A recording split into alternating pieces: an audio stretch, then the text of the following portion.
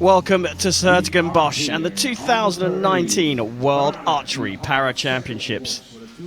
We're right in the heart of this beautiful city and ready to crown some new world champions on Compound Saturday. The conditions, well, they're challenging and they're set to get tougher. The wind is the biggest factor right now, and the forecast suggests rain is on its way, so expect the unexpected. Got a big schedule here in this first session. I'm Karen Bashir, and joining me is Chris Wells. Chris, first off, W1, what does that stand for? Well, like all Paralympic sport, athletes are classified according to their mobility. In simple terms, archers in the W1 category have an impairment in the top and bottom halves of their body. Well, there we go. We've got bronze and gold medal matches throughout this session here today. And we're right in the shadow of St. Jan's Cathedral, which you can see there in the background. So we look down the 50-metre range here on Compound Saturday, and coming up now, it's the W1 men's team bronze medal match between Italy and Russia.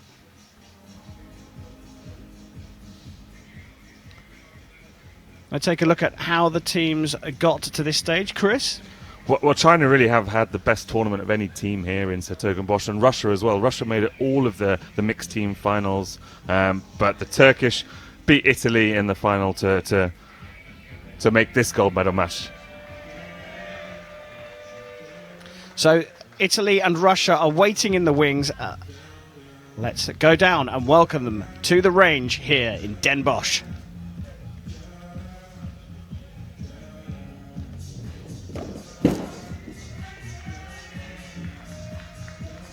The coaches are out. Please welcome the coaches and judges to the field of play. Hartelijk welkom voor de coaches en scheidsrechters op het finaleveld.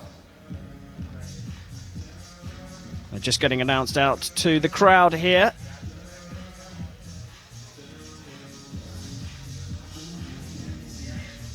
I'm sure they will have been assessing the conditions here. As you can see on the shooting line, the range is a little damp, but here come the teams. Italy out first.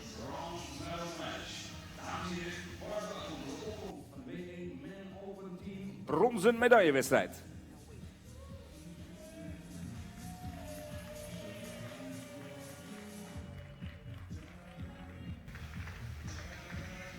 That's the 32-year-old Daniele Cassiani.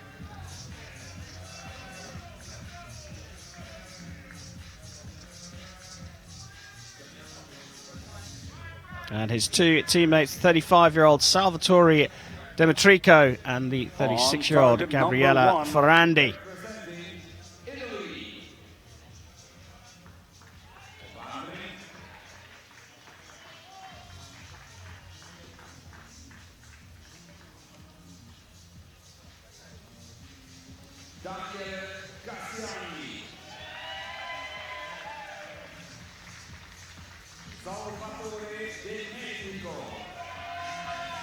It's been a fantastic atmosphere here all week. The athletes have been shooting to qualify for these medal matches, culminating in today's action for the compound archers. Italy's opponents are Russia.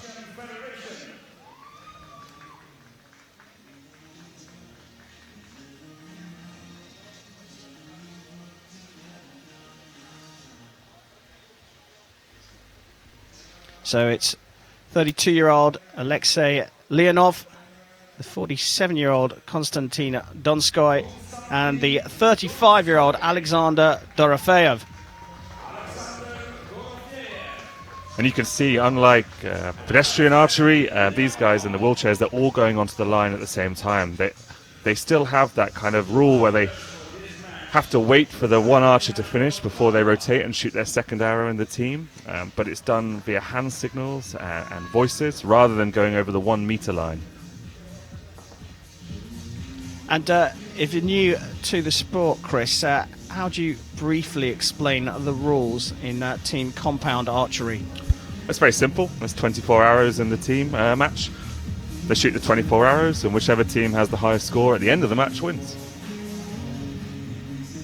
Yeah, an end system. Target 1 shoots first. 6 arrows per end, 2 arrows per archer per end. And the interesting thing about this is how the scoring works, the accumulative nature of it. Yeah, they just top them up. In recurve archery, we have the set system where you win points each set, and that's what decides the fate of the match. This is simple addition. Yep, going for a total of 240 points.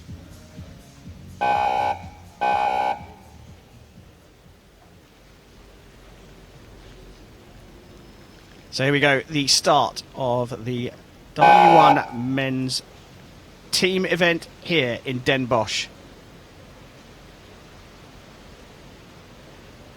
Russia to get us underway.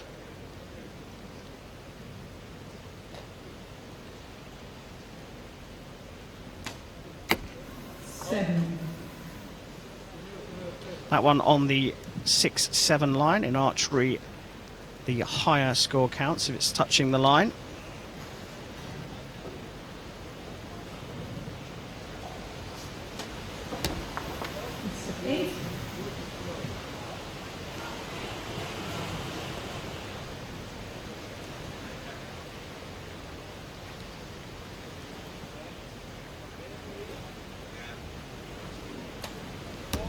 And a 9. So a couple just to the right, and that one adjusting. Russia with a 24 out of a maximum 30 at the halfway point of their first 6 arrows. So we hand over to Italy. So you'll notice they're shooting the compound-sized target face, but it's including the black and white rings, which we normally don't have for compound archery. And that's because this W1 division is slightly different. They are shooting compound bows here, but they're actually permitted to shoot recurve bows as well.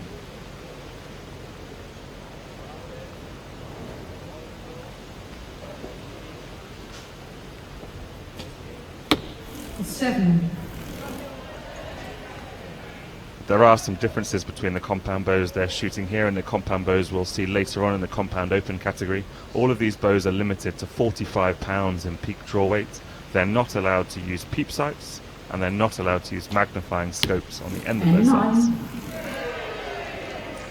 Well, all square at the halfway stage in this first end.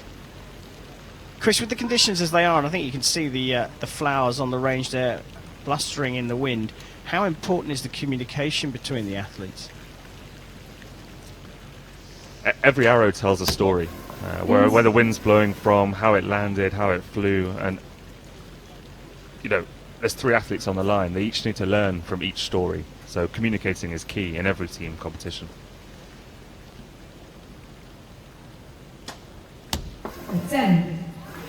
Our first 10 of this bronze medal match.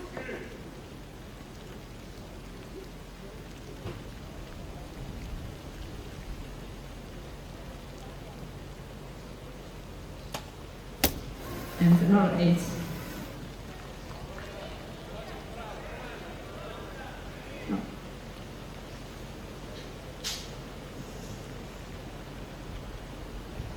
So you'll see Daniele had some help loading his bow.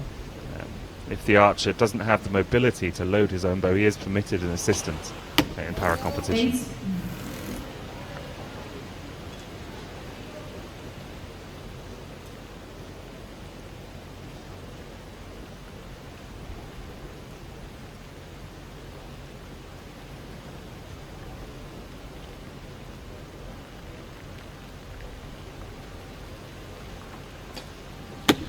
And 6.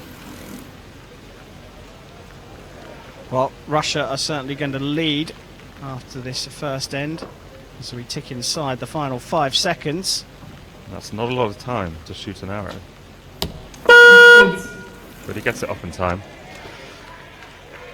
So an early lead for Russia of 4 points at the conclusion of the first end, but of course with the accumulative score here, Italy can fight back and close the gap up.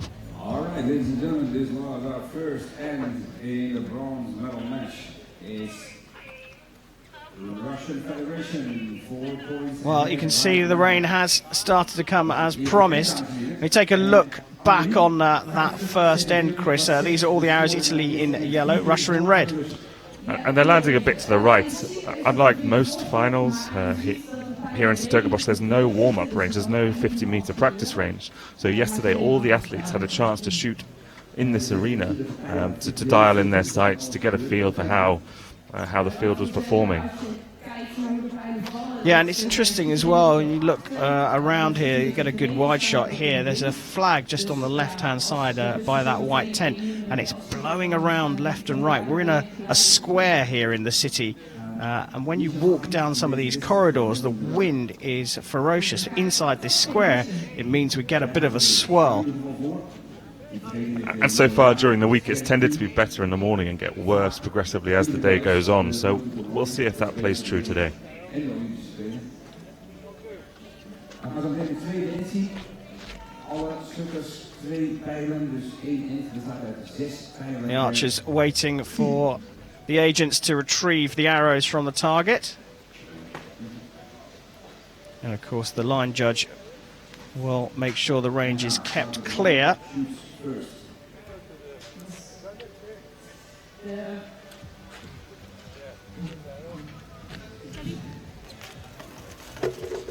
Well, Dorofeev looking very, very focused there.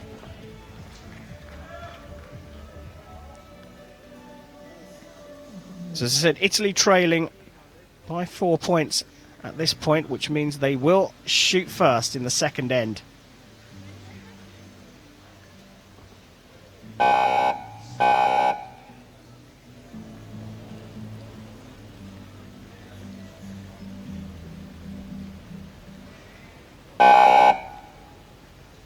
So Italy trailing by 4 points to shoot first in the second end of this W1 men's team bronze medal match.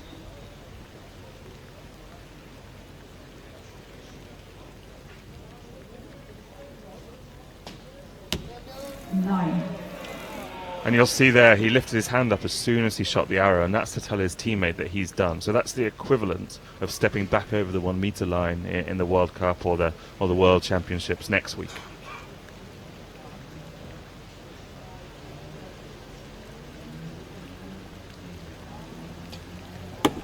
Six.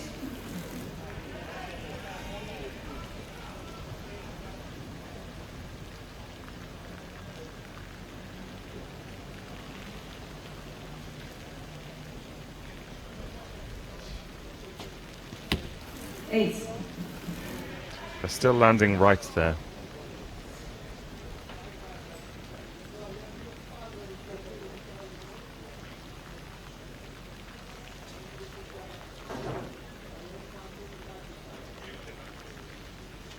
The Russians may sense an opportunity to widen the gap here.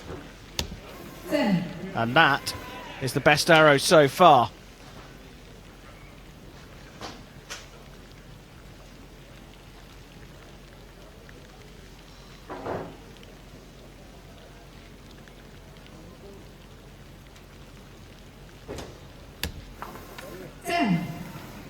Wow.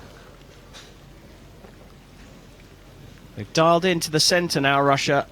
2 X's.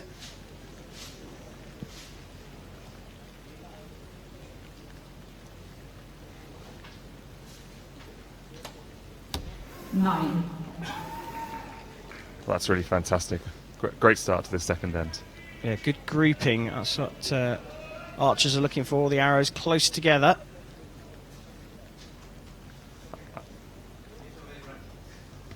I'm really very impressed with Daniele. I mean, 8. he's got an assistant there helping him load his bow, but the technique he has, he's clearly got limited mobility in his arms, yet he keeps great form. Yeah, consistency the key here.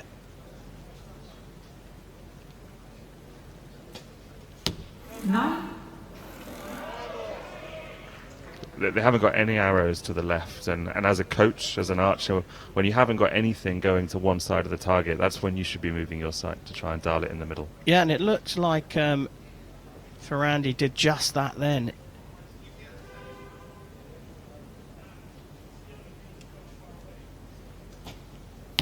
Nine. Well, I must have been listening to you, Chris.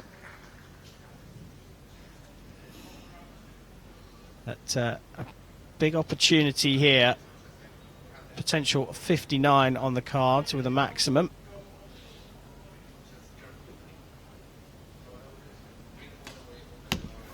Ace.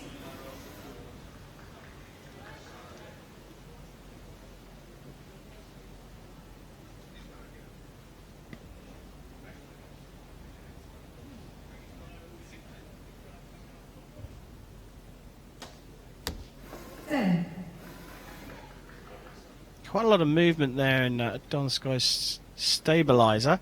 Just waited for the right moment to release. Konstantin really has been the best archer of this match so far. He's shot 3 10s and 1 8. 10. And a 10 to finish, and that is another 8-point lead for Russia just in that second end. And, well, the score tells the whole story there. Russia have a commanding lead at the halfway stage of this bronze medal match. 7/95 lead voor het team of de Russian Federation. 197-95. Absoluut voor nu, Annemarie. Het wordt... Well, Chris, you said that the Russians are finding the centre, and here are their arrows.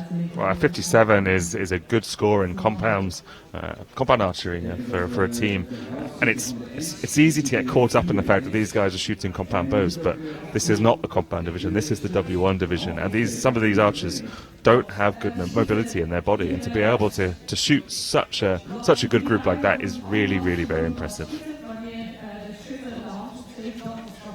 Well, impressive it was, and they look like they've really found the centre of the target, and you don't see them faltering at the moment. Italy have got their work cut out for them. It's a 12-point deficit at the halfway point in a match, and with the way Russia is shooting, I can't see how Italy are going to get back into this. Shooting first in the third end, they do get to lay down a marker. They need a big score to put pressure on the Russians.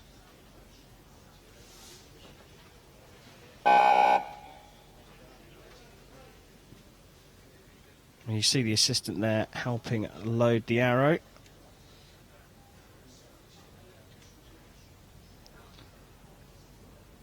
I really like that shot of the teams on the line. It's very foreboding, the three archers all in a row. And that's a cracking start.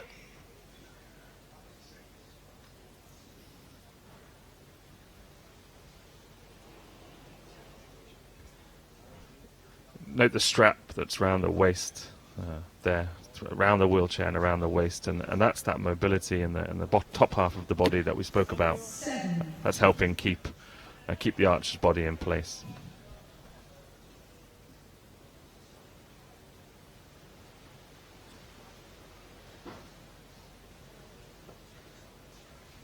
Some of these guys will be paralyzed from the neck down.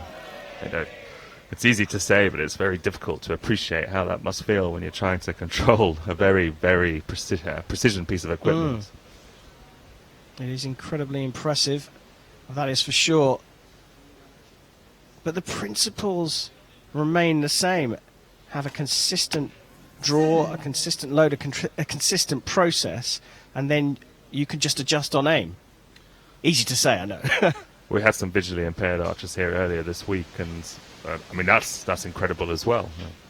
Blind archery. I mean, say it once and it sounds a bit ridiculous, but when you see these guys shooting, it's not only unbelievably impressive, but they won't accept them that they're any different from any other archers. They just say they're accepting an extra challenge, and that's what these guys have. They have an extra challenge. Well, Italy have done a good job here at the start of the third end. They wanted to put some pressure on Russia. 2 10s has done that, and look at the response from the Russians. 4 points of those 12 clawed back already.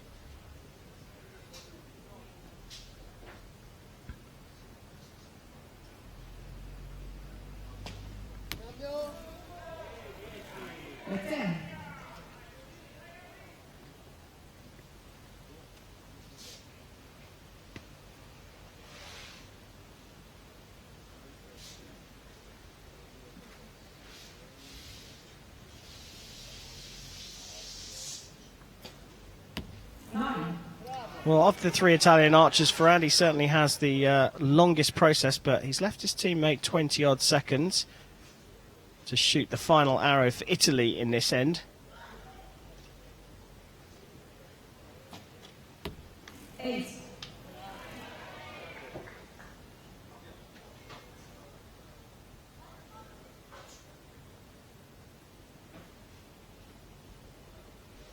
Possible maximum here of 53, so Italy have confirmed clawing back 1 point. 7. 4 points. Yeah, everything outside the 10 now is extra points for the Italians.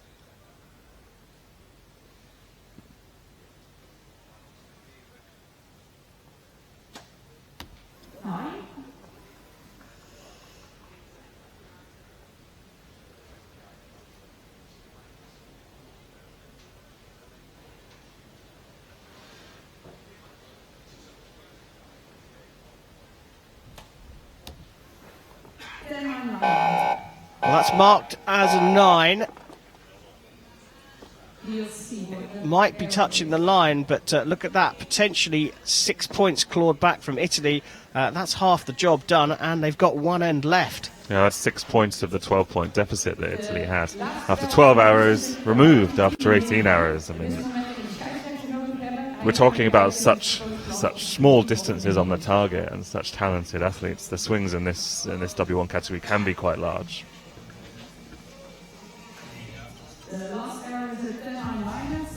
Looking a bit chilly out there on the line. It really is, isn't it? And they are getting wrapped up in between each end as the agents down at the target end collect the arrows from the previous end.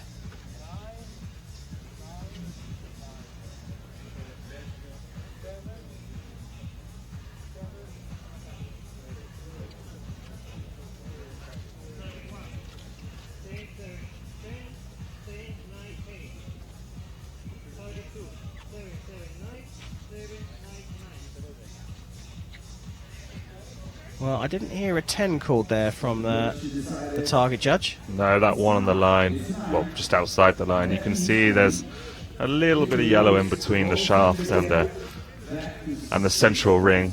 It just needs to touch that ring to be upgraded. Unfortunately, that one didn't. Well, unfortunately for Russia, I think the Italians will have other thoughts about that call. They're back within 6, having regained 6 points of the deficit in the third end. They still trail, so Italy will shoot first to start this fourth end.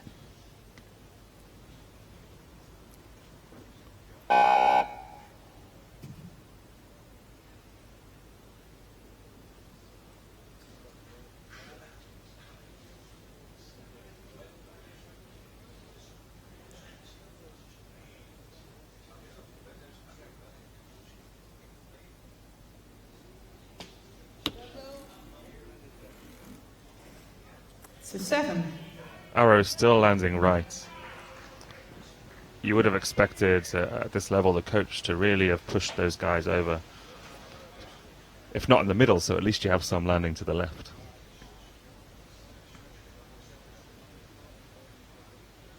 Well, that's a great shot, giving you some idea of the distance these archers are shooting over.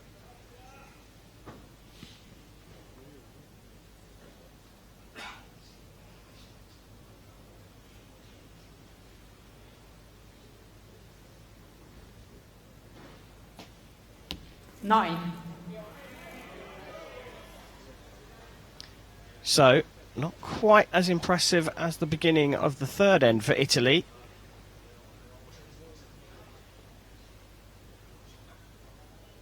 Chance for Russia to put it out of reach. 9.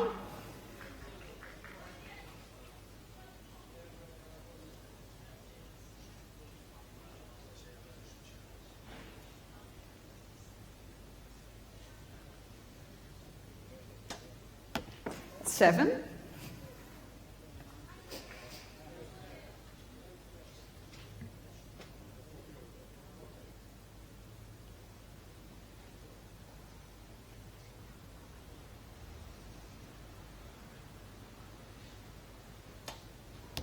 9.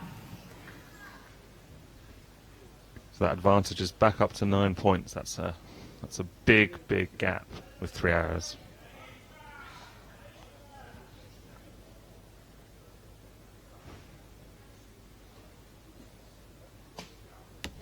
Nine. Well, all they can do is try and score as highly as they can to put the pressure on the Russians. But they'll know almost certainly this is perhaps too big a call. 7 A-liner. The arrows still have to be shot. I mean, don't count your chickens. Well, you can see the asterisk there as the 5th arrow will have to go to a measure. 10. And with a 17-point lead, Russia have 3 arrows. And, well, you've got to expect they'll do this.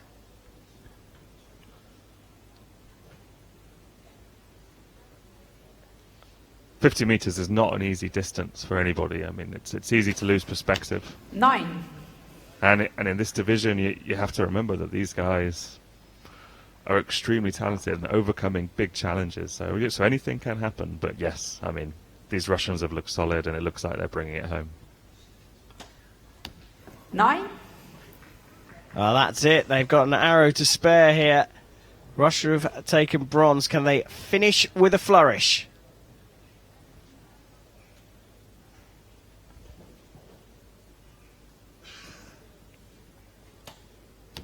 And a 9. Well, 3 9s to finish for the Russians. They, have a notional lead of 10 points to take the bronze medal. That's subject, of course, to the measure on the Italians' 5th arrow. But even if that does get marked up, Russia have taken the bronze here in Den Bosch. I was particularly impressed with Konstantin Donskoy. He was the middle archer in that Russian rotation, and he really was the most solid.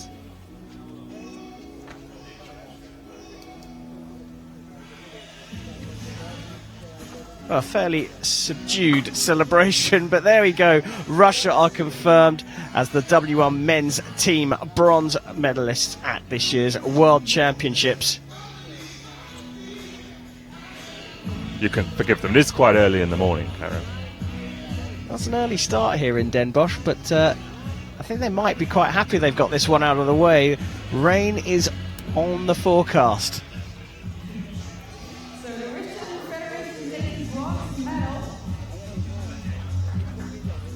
Handshakes all round between the teams. And a nod to the Russian support. Alexei Leonov, Konstantin Donskoy and Alexander Dorofeyev are the World Championship bronze medalists in W1 men's team here in Holland.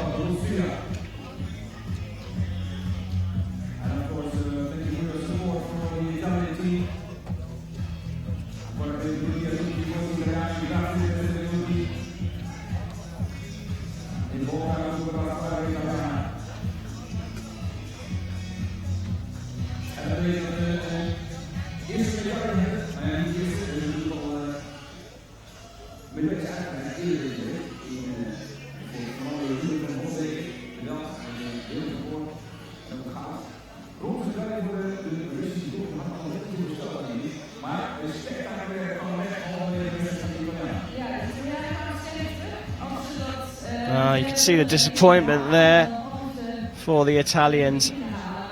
They fought back hard in the third end, but Russia have claimed the first medal here in Holland.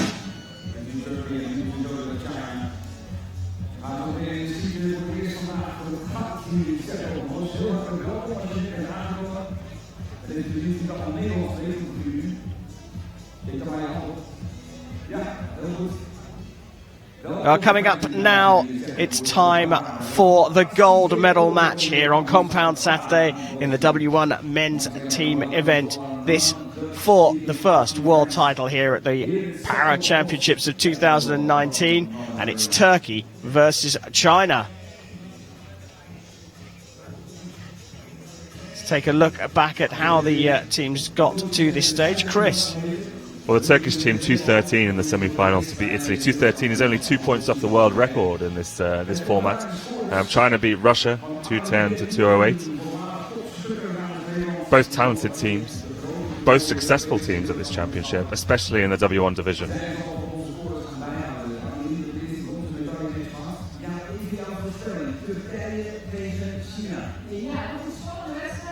Well, as Chris said, world title of 2:15 nearly got by the Turkish team. In fact, it's been a championships of world records, Chris. I've actually lost count. We hit 7 on the ranking round day, and I think we're up to about 11 or 12 now. Some really impressive shooting, and some really impressive shooting from some new archers as well. Well, we talked about the conditions here, and you can see the windsock at the moment actually blowing fairly steadily. It has been swirling around a bit. Chris, archers don't mind the wind so much. It's just when it's not consistent that's a problem. There's 2 ways to cope with the wind as an archer. Either you move your sight to cope with it, or you aim off. And when it's consistent, you can move your sight because it's always blowing the same. But when it's not consistent, you have to make a decision where to aim each and every arrow. That could be quite frustrating. Yeah, I'm sure it is, isn't it? And you don't really know what's going on, but it's down to these guys to help the athletes. These are the coaches and the line judge coming out onto the field of play. It's almost a little glimpse of the sun coming out here for the start of this gold medal match.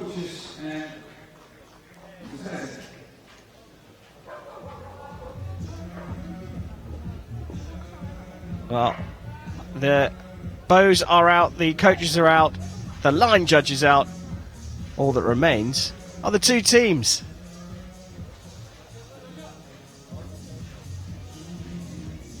Ladies and gentlemen, please welcome the athletes to the field for the W Men's Open Team Gold Medal Match. Dames en heren, welkom voor de aanwezigen die gaan schieten voor het goud in de categorie B1 Men's Open. So China leading us out. Tianjin Zhang is just 20 years old with teammate Li Ji, who's 25, and the 32-year-old Han Guifei.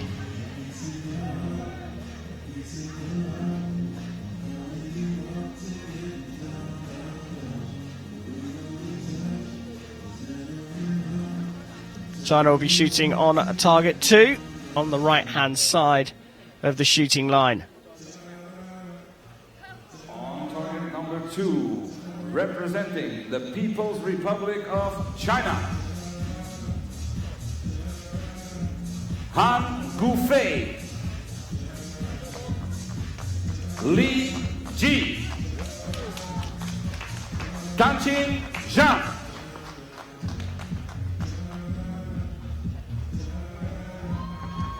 On target number 1, representing China's Turkey. opponents, Turkey.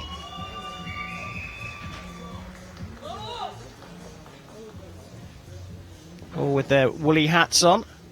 Bartin Hegemegu, Naki Yenye, and Yegit Kana Aydin. Bahasim was the top seed in the individual competition, and Turkey were the top seeds in the team event, largely thanks to his big score on this ranking round field. He had a 12-point lead over anybody else in the division. Yeah, combined score of 1969 for these 3 through the ranking round. For China, ranked number 2, 1957. This is by no means in the bag for Turkey. No, we saw in the bronze medal match how swings could be so large on this finals field. One bad arrow can mean anything. In terms of accolades, Turkey certainly have that. Yenye and Aydin were part of the team that won the gold medal at the last World Championships in 2017. The Turkish para team and the Chinese para team are some of the larger delegations here. They've really invested a lot in this side of the sport. So it's time to go for gold, and it's China on target 2 who will shoot first. 9.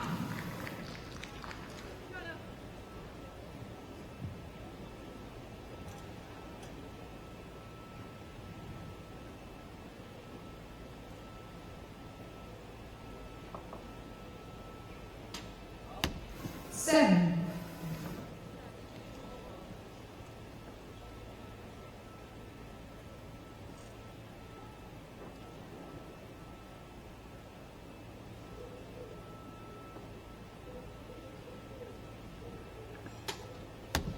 8.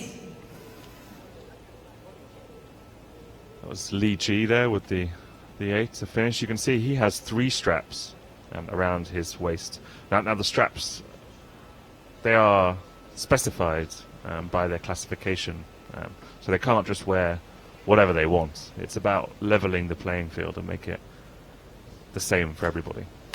10. Well, that is a great first arrow from Turkey.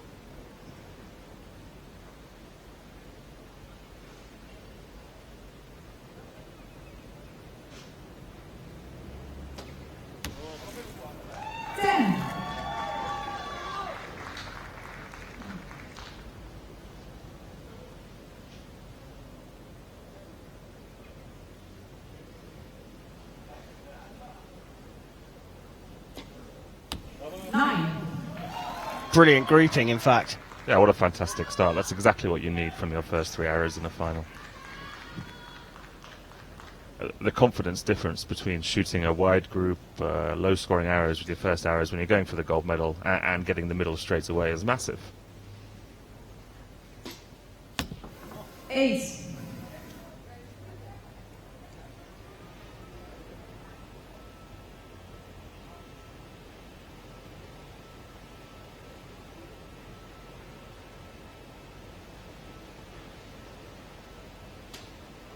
10.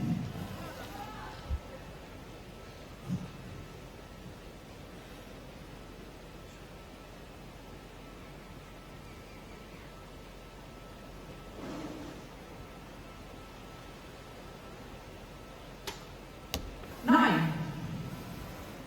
Well, China certainly starting to find the middle, and in a process-driven sport where all the athletes shoot so consistently high, confidence and the mind is a big factor. And coaches' estimations will change, but it's around 80% mental, well, a lot of people say. 9. Well, this isn't a really impressive start from Turkey. They're the only one of the 4 teams we've seen out here so far that haven't started to the right.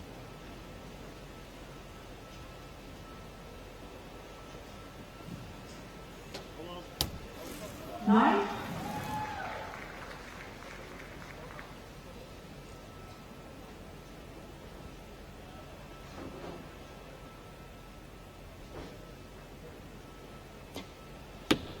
5. Well, Nasi Yenye pulling one to the right there. You could see he was unhappy about that. And what could have been a massive lead is just 1 after the first end. And there was a starred arrow on the Chinese side, so that could be upgraded and we could be level. After such a fantastic start, 1 arrow can make all the difference.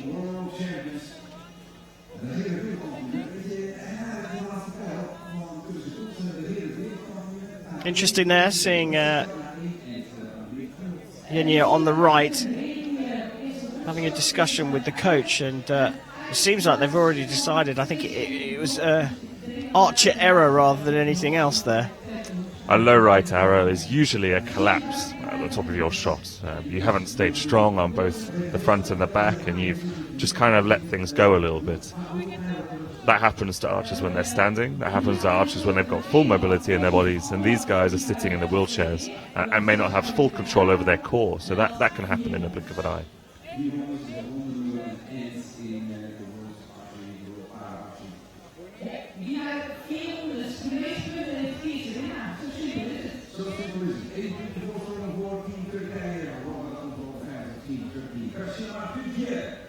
We're just waiting for that second arrow from China, the 7-star, to be confirmed as either a 7 or be marked up to an 8.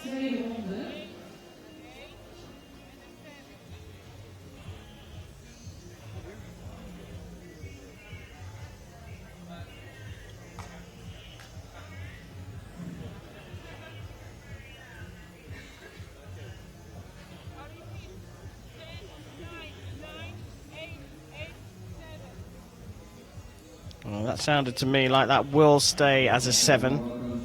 Yeah, I agree. That's a 1-point advantage to Turkey, it looks like.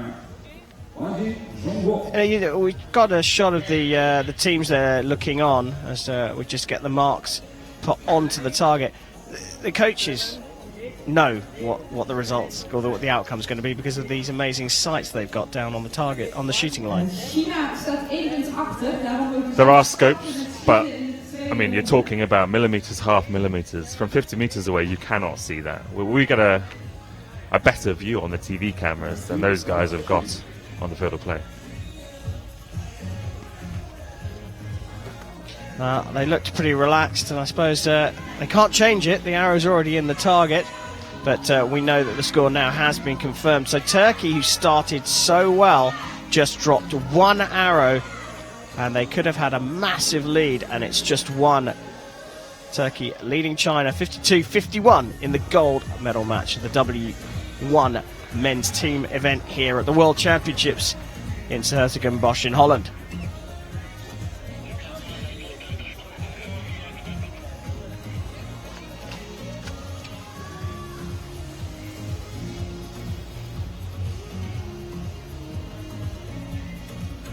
You can see the detail on the fletchings, the veins on the arrows. You can see the number of each arrow, and that'll be to identify each shaft. So if one arrow goes bad and it's not archer arrow, that can be identified and taken out of the quiver and not shot again. I wonder if they've chosen that colour for any reason. We are in the Netherlands. So second end of this gold medal match. Turkey leading by 1, so China will shoot first.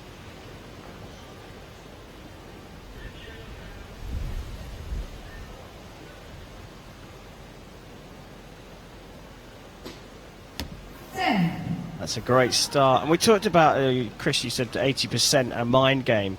These guys train, practice very hard, and they try and repeat the same process over and over again.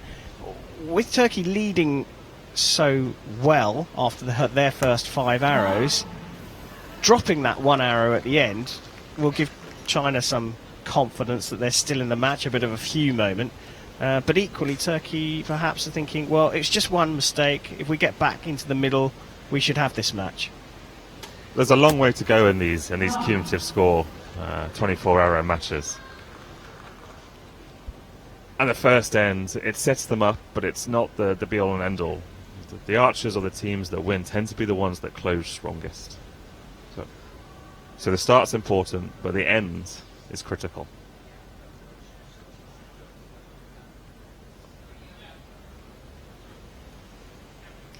A good target set from China. Turkey can only match that now at the halfway stage of the second end.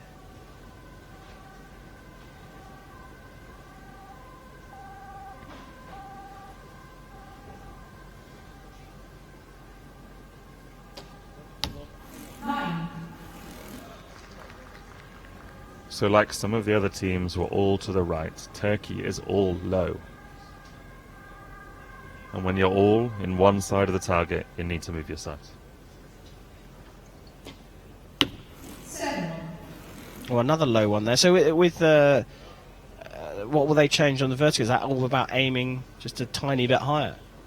No, up and down. I don't think any archers aim off for vertical changes, except if you've got a tailwind or a wind coming head on. But the wind at the moment doesn't seem that strong to me. So that's about giving the side a couple of clicks and just moving those arrows up in the target face.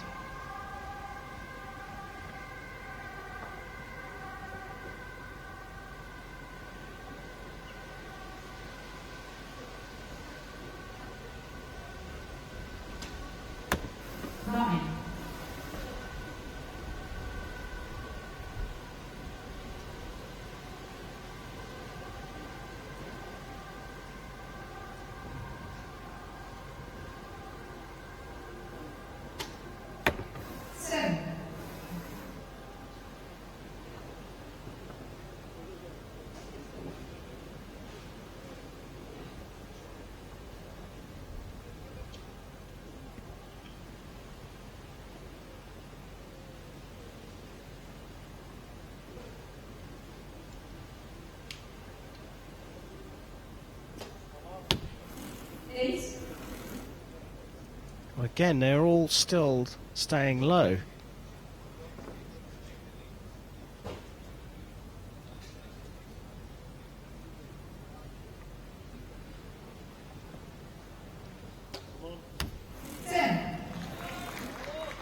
Back in the middle, but that's not a solution. When I see a high one, I'll be comfortable with where this team is aiming. Well, it was Yenye here who dropped the arrow at the end of the first. Scored a solid 8 there to finish off. And he didn't have a lot of time to shoot it as well, though. The clock was down to 2 seconds. Well, despite that solid finish from Yenye this time and a sigh of relief from him, China have snatched the lead from trailing by 1, and that fourth arrow is due a measure, could be marked up to a 9.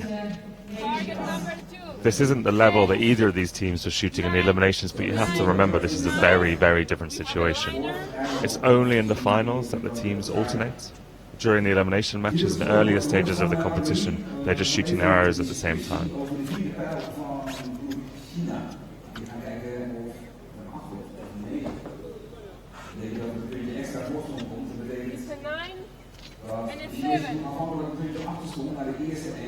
Well, that sounds like the target judge has checked the liner and marked it up to a 9. We just wait for confirmation on our scorecard of that.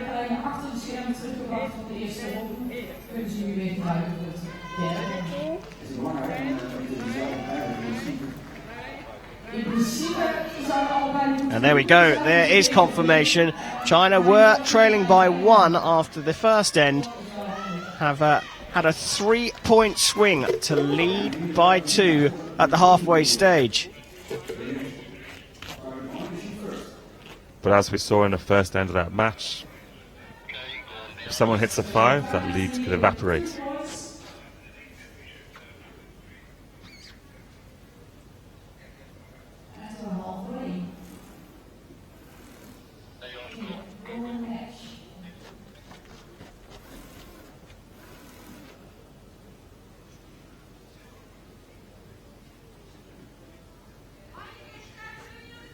These quiet moments, Chris, on the range, they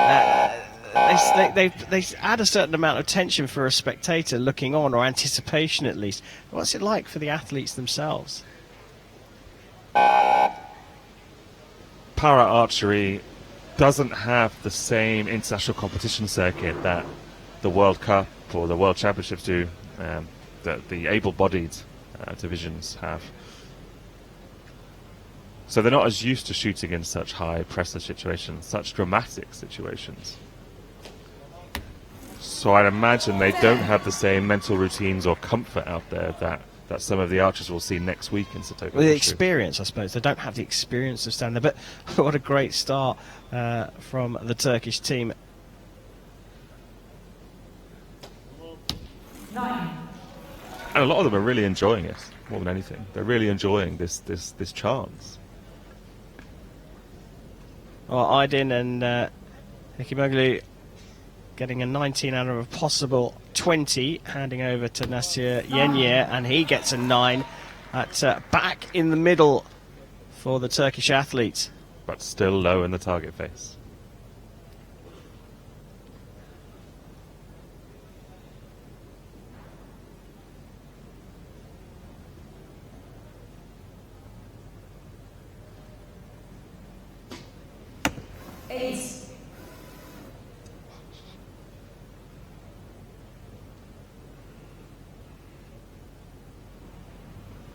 Chanjin Yang here.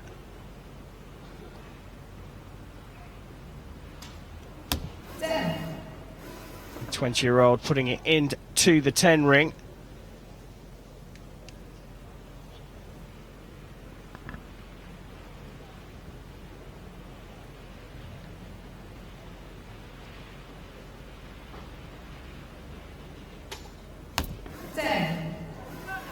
Brilliant response from China here. This one has started to get very hot indeed.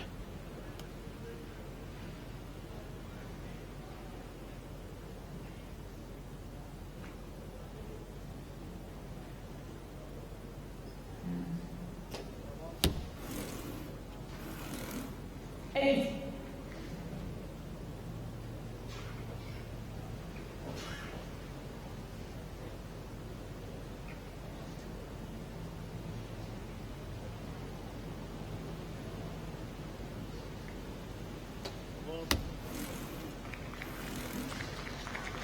Hekimulu there having one on the line. It's marked as a 10 at the moment.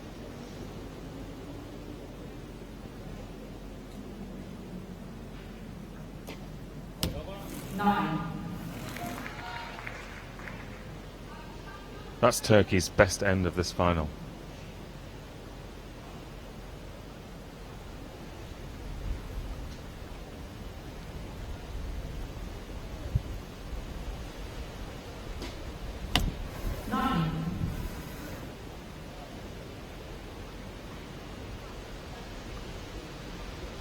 These shots here really do give you a good idea of what the archers are facing. That stabilises, a good indicator. The thing sticking out the front of the bow, and that's moving around, gives you a good idea of how much balance the athletes have got, and what they're waiting for is that stabiliser to finish in exactly the right place. And some of the compound archers we'll see later this afternoon, they'll have more weight on their bows. But remember, this is the W1 division, so they have the highest level of impairment. And they just simply won't be able to cope with the kind of weights that some compound archers will use to balance that aim. Well, you said it was a good score for Turkey. It was also the best score so far in a single end for China. Both on 55 in that end, but as you can see, the final arrow from China is subject to a measure, and that could get marked up to a 56. Let's have a listen to the target judge. Target number 2. Have it 10, 10, 9, 9, 9, and 8. Well, that sounded like 3 nines to me, which means the score will stay at 55. Like we said, it's the archers and teams that often shoot the best at the end of the match that usually win. China have improved in every end. They started with a 51, then a 53, then a 55. It's better and better. Well, there we go, confirmation of the scores. China still hold that 2-point lead going into the fourth and final end of this gold medal match. Don't rule Turkey out. They scored a 52 in the first end. They dropped a couple in the second to score only 50, but they're back up to 55 in the third. So they're warming up too.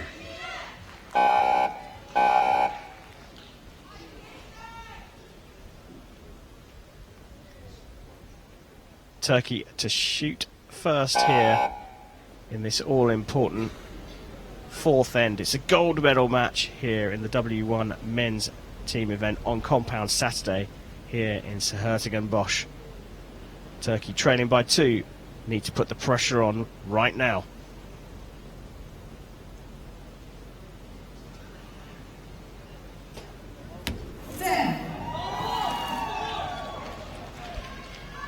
That's the kind of pressure they need to put on.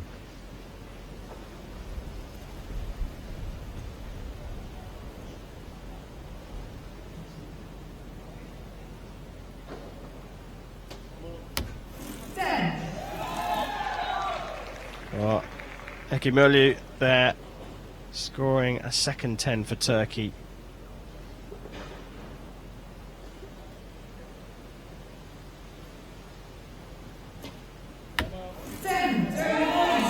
And a perfect first 3 arrows, and if anything, Yenya is the one that's really starting to come into form here.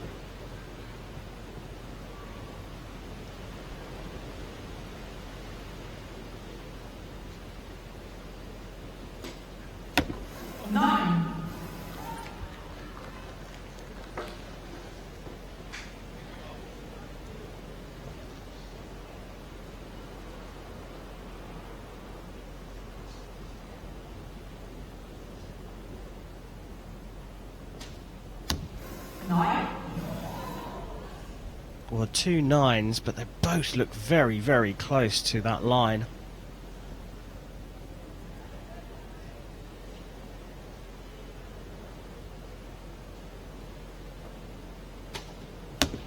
8.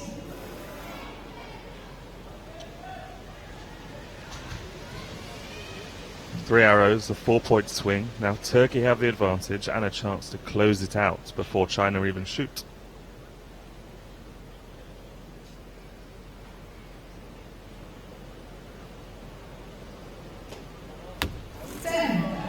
Well, this is mighty impressive from Turkey.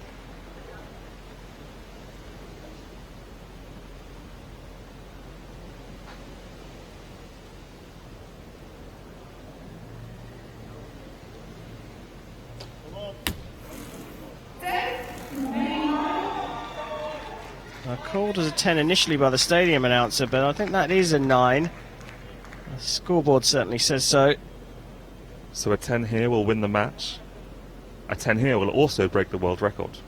Well, he had a couple of tries at setting the arrow 7. and ran out of time, drops it into the 7. So a 2:13 in total, 56 in that end. This is the situation any archer wants to be in. A chance to win it with the last arrows. That's what we shoot for. 9. Well, they could afford to drop 1 point, and that's all. And we see that the 5th arrow from Turkey is going to a measure as well.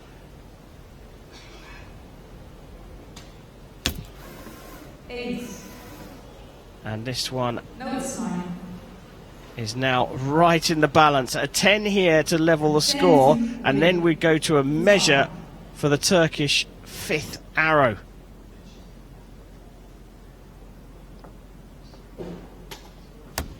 It's 9. And a 9 is not going to be enough. Turkey, well, they could get marked up to a 2:14, but 2:13 is enough. And they've taken the gold medal here at the World Championships. And really very well deserved as well. Bahattin, Hekamoglu, the top seed in the individual competition, he really led that team. He had the best arrows of the match, he had the best scores. And it was a great performance. Yeah, really good performance. There's Nasi Yenye. He dropped some points in the first 2 ends,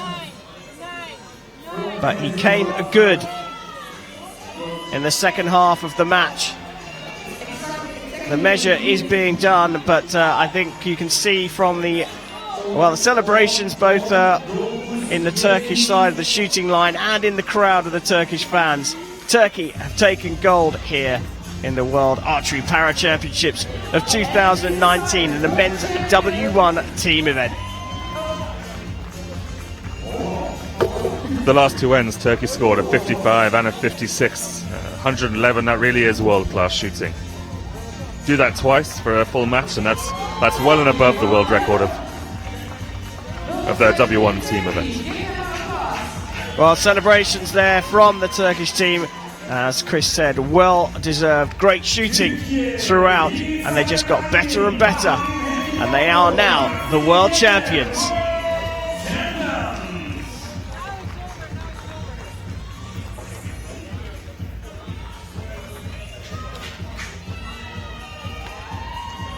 Well, handshakes all round. Silver medal goes to the Chinese team of Han Guifei, Li Ji and Tianjin Zhang, but it's the gold medal and the World Championship title for Yigit Aydin, Bahattin Hekimoyu and Nasi Yenye of Turkey.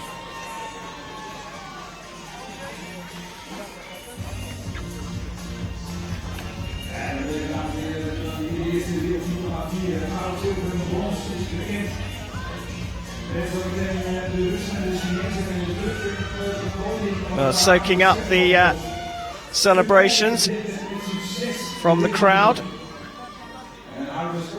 Turkish flags waving around. Becoming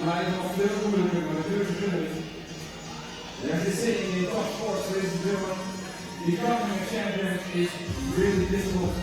Staying the champion is even more difficult, but 13 years, 2 times in a row. They were world champions in 2017, and they are the world champions here. They set over course 2019.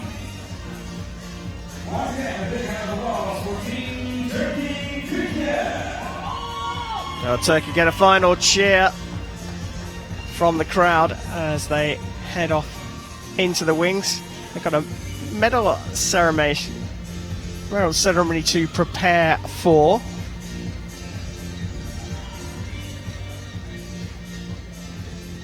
Well, you said Turkey, it got better and better. 4 10s in that final end, Chris. Yeah, an impressive group in any match. Yeah, 3 10s and in fact an X. And there it is. Well, it's a fabulous setting here in Den Bosch, or Den Bosch as the locals call it. That is St. Jan's Cathedral, a beautiful setting for these finals. And I'm hoping we see some sun at some point, because that building really looks beautiful when there's some light hitting it. Yeah, a bit of a mixture of architecture. That flag will be waved with a bit more ferocity very soon, because Turkey have taken the gold medal here. But of course the athletes have been shooting elsewhere. You have to get right to the top 4 to shoot at this finals range. Yeah, and so Den Bosch is really taking this to another level. Of course, they're hosting the World Archery Para Championships this week, and next week is the Hyundai World Archery Championships. They've built a large village just a few minutes walk away. It's on a rugby field. The main eliminations and qualifications venue for this championships and next week's championships. And all around it is a bunch of activities for the public, archery clinics, have-a-goes. There's even an archery escape room. Wow. Well, it's all about getting to this finals range, and it's all about getting a medal. We will have our first ceremonies coming up here in this fantastic city very soon.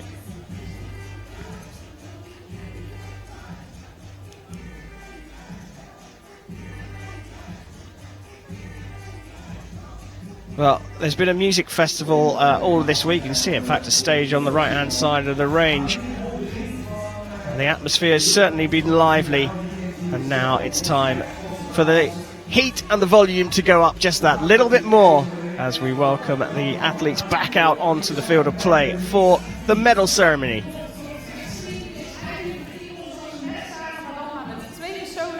Een man en een vrouw. Dus iets, samen met korfbal, een van de weinige sporten waarbij mixed geschoten wordt.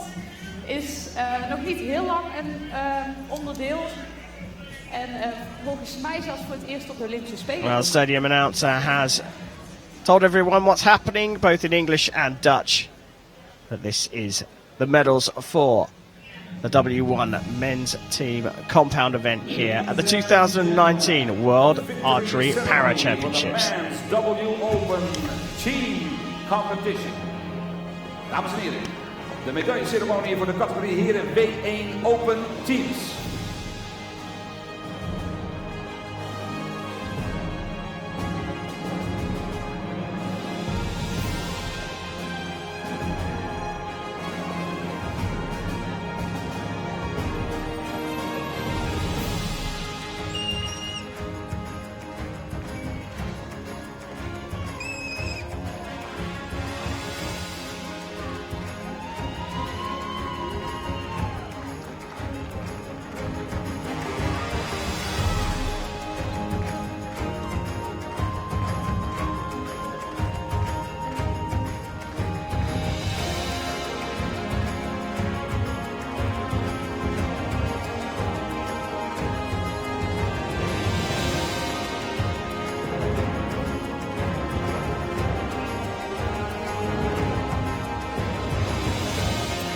Medals will be presented by World Archery First Vice President. De medailles zullen worden overhandigd door de eerste vicepresident van World Archery, Mario Scartella. And the gifts will be presented by the Dutch Archery Federation Secretary General. De cadeaus zullen worden overhandigd door de algemeen directeur van de Nederlandse Handboogbond, Arnoud Strijbis.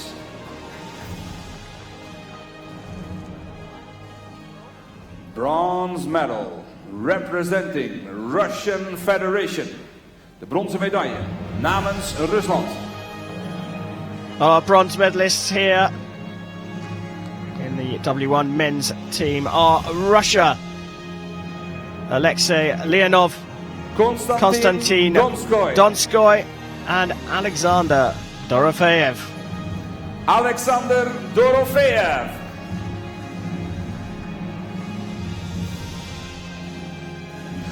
Alexei Donskoy Leonov. and Dorofeev add the bronze medal in 2019 to the team medals that they won in 2017, where they took the silver medal. Alexei Leonov with his first World Championship medal.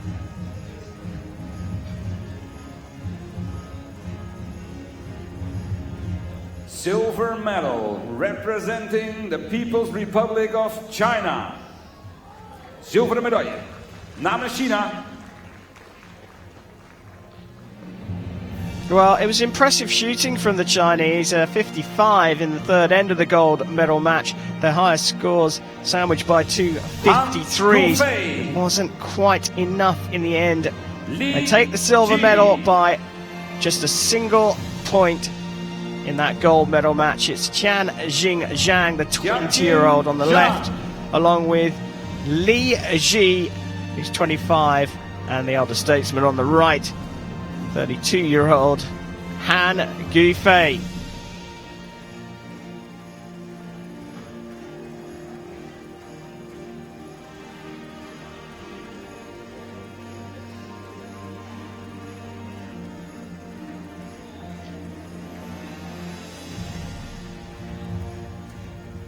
Gold medal and world champions representing Turkey. Gouden medaille. Well, they had a mini wobble in the second end, scoring just 50 out of a potential 60 on the 50-meter range. For them, by their very high standards, that was a wobble. They recovered with a 55 and a 56 in the third and fourth ends to take the gold. Yigit Caner Aydin. Yigit Aydin, Bahatin Ekimoyu, and Nasir Yenye there collecting his gold medal. Turkey are the 2019 world champions.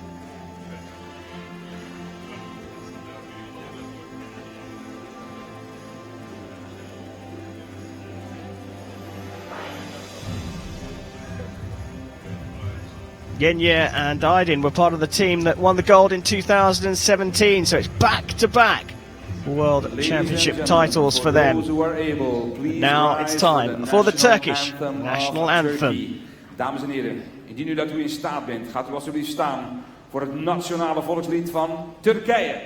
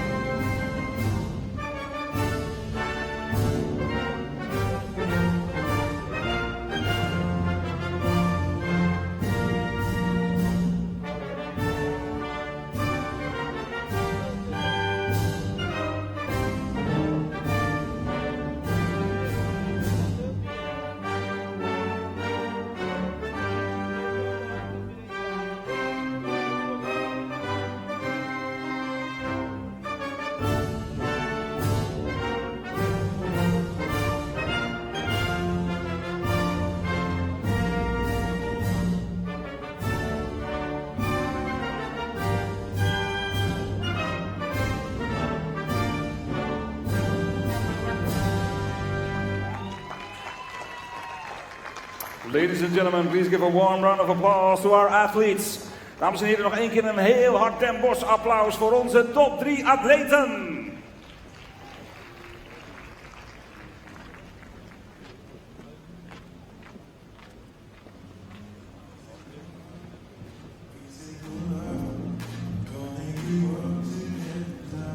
Nou, Annemarie, de eerste ceremonie zit erop. Prachtig decor natuurlijk met de Sint-Jan op de achtergrond. Plaatjes gaan de hele wereld over. We hebben miljoenen kijkers die meekijken op de livestream. En natuurlijk nog één keer maar een groot applaus, dames en heren. Archie staat klaar om de medaillewinnaars nog eens te feliciteren. All right, ladies and gentlemen, you also see our mascot here congratulating our top 3 teams. Please welcome to Archie. Archie erbij, mascotte van de wereldkampioenschappen handboogschieten en para-handboogschieten. Well, Hij kan niet alleen... is that Mr. Perfect, Chris? No, he comes later. Yeah, it's Archie, the mascot here of these championships. He looks happy. He's been looking happy all week. But it's an industry secret as to who's inside. You got me curious now. Archie has been entertaining the crowds. Chris, as you said, there's been lots of activities for the general public here in Den Bosch.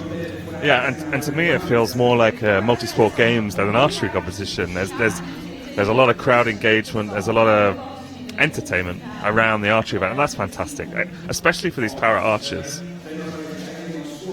Yeah, the championships has come to this city at a time when there's also a world-famous jazz festival going on in the city, and so you get archery during the day, and then in the evening, all the crowds that have been here enjoying this high-class sport get to enjoy some very high-class music. And the crowds here for the high-class music get to enjoy some high-class sport.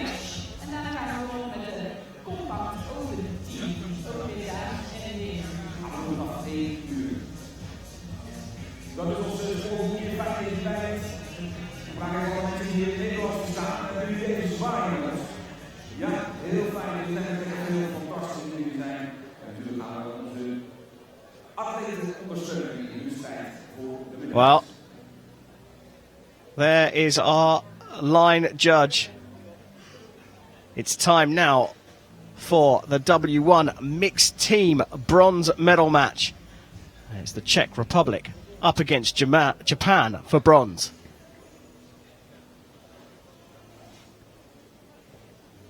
Let's take a look at how the teams got to this stage. Czech Republic beat Korea in the quarterfinals before losing out to China.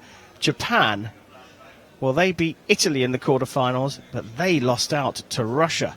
Hugely encouraging for Japan. Obviously, Japan will host the Tokyo 2020 Paralympic Games next year. And that'll be a fantastic opportunity for these para archers to perform in front of a home crowd if they're at the level. Well, it's time to take a look at Japan and the Czech Republic. Let's welcome them out onto the field of play.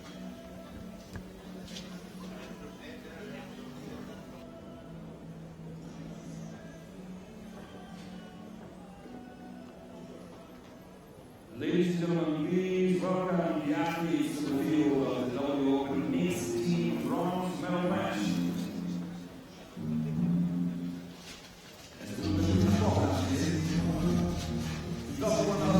Well, mixed teams is certainly exciting. It's a little bit faster than the team matches. Only 2 archers per team. This is the Czech Republic 28-year-old Sarka Mazlova and the 37-year-old David Drahaninski.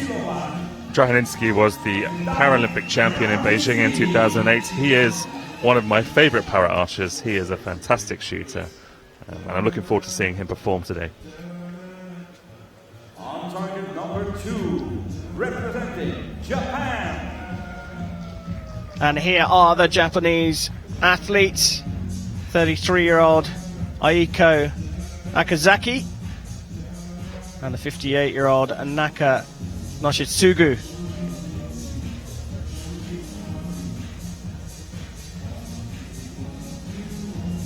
Yoshitsugu got the bronze medal in the mixed team at the World Championships in 2017. And Aiko, like Sarka on the Czech side, is left-handed. So both the female archers in these mixed teams are left-handed. Yeah, it makes for an interesting lineup because the Japanese archers are facing each other. Well, here we go. Japanese archers on the right facing each other, and the Czech archers are back-to-back. personal preference. There's nothing specified in the rules. I guess it's what they're comfortable with.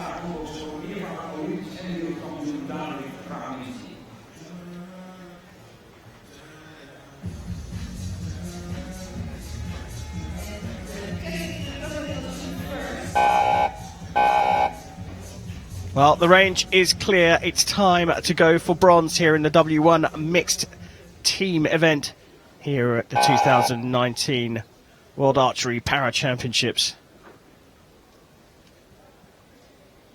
The Czech Republic will get us underway with Sarka Muzilova.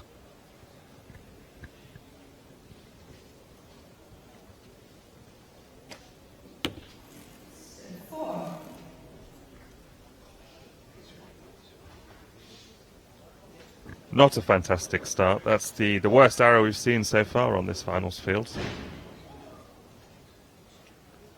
But without a 50-meter warp range, it's not easy.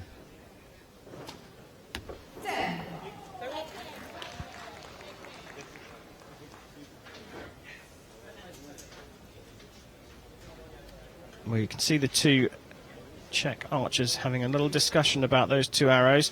A great 10 recovery from Drahanitsky. Japan start with a 7.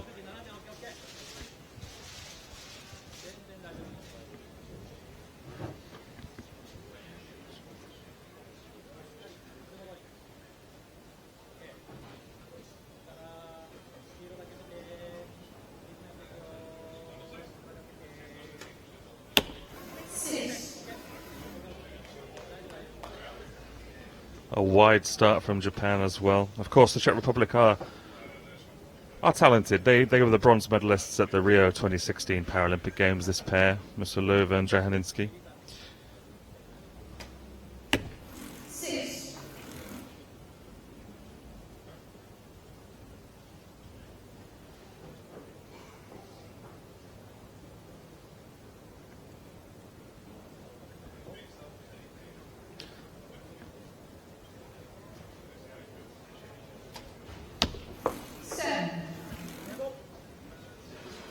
Oh, widespread there for the Czech Republic.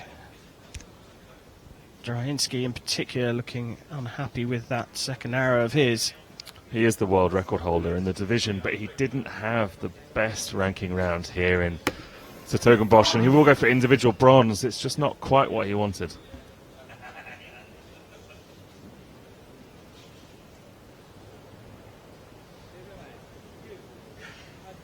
Oh, can Japan find the middle of the target?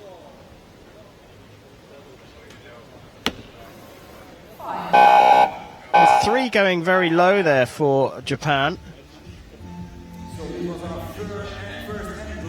And that's the kind of arrows that it's really, really difficult to bounce back from, because there's not really a pattern to them. There's no group with which to move your sights. You need to tighten things up. Yeah, widespread for the Japanese arrows. That one single 10 stands out, though. The first arrow for David Drahanitsky of the Czech Republic, and they already lead by 4.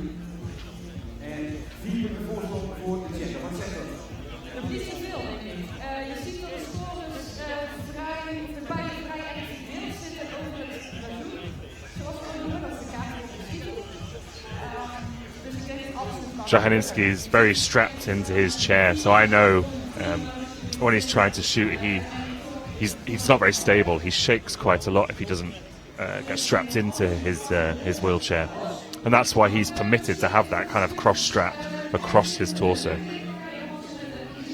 Well, a lot of discussion between the two Czech Republic teammates. If anything, they've probably got more obvious corrections to be made. You can see the holes left by the Japanese archers, 3 low and then 1 up and to the right. And as Chris said, there's no obvious pattern for them to correct. And we don't know if the sight was moved to that one on the right. That's kind of the right height. But if they were all low, then you'd know you need to move your sight. With that one high right, if they were on the same sight mark, then really it's difficult. It's difficult to know what to do. And the wind has dropped right off here, so that's not really playing a massive factor at the moment. There's some rustling in the trees, but it's nothing that'll cause arrows to move too much. And more importantly, it's not buffeting the archers, and that's when it really gets frustrating, when you're actually having to deal with wind on your body. Well, there you see the sock. And I suppose what's interesting about that is it's blustering for a little bit, there's a gust, and then it just dies off, just like that. Blustering's a strong word to use in this situation.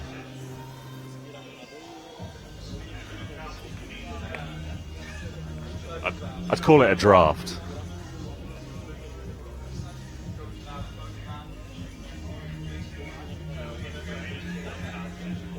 Doesn't have to be fast to be gusty.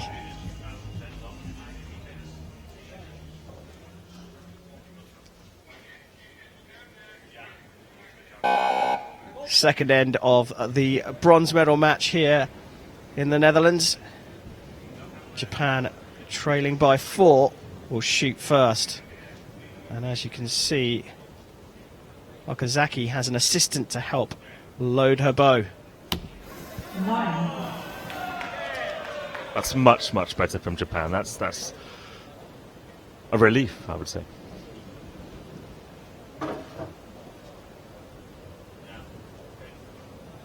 I'm a big fan of the release aid that Naka's using. It's meaty, it's very metallic, it's chunky.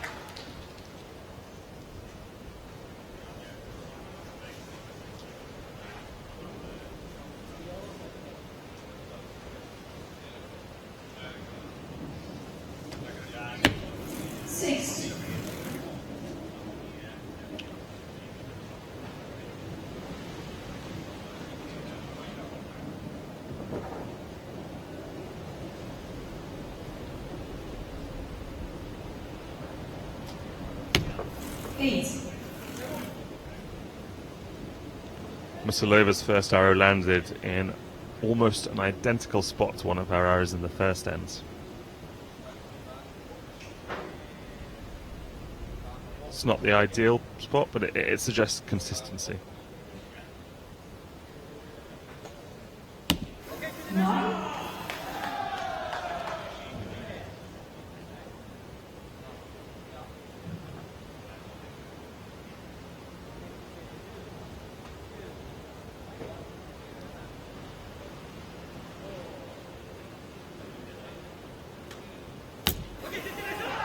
Well, commentators curse, I guess, after saying that it was nothing obvious for Japan to correct.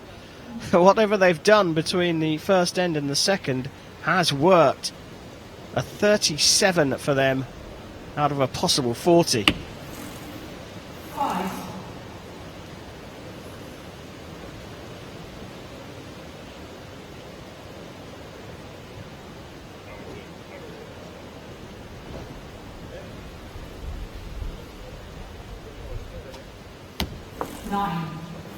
Well, finding the yellow part of the target right at the end there, Draniski.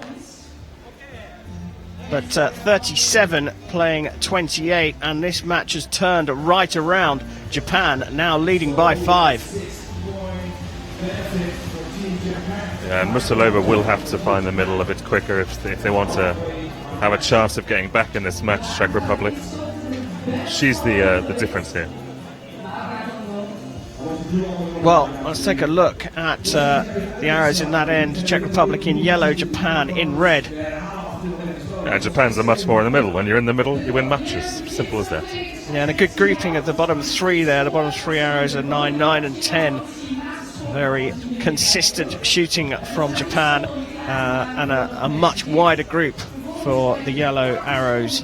Yeah, and that's 6 to the left and 5 to the right of both Musilovas. She needs to split the difference. Well, halfway stage of this bronze medal match. It is Japan who have turned things around. They lead by 60 points to 55.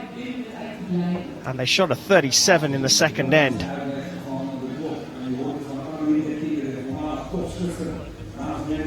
So, of course, this match is decided on cumulative scoring. 16 arrows, 4 ends of 4. Highest score wins the match. Maximum points available are 160.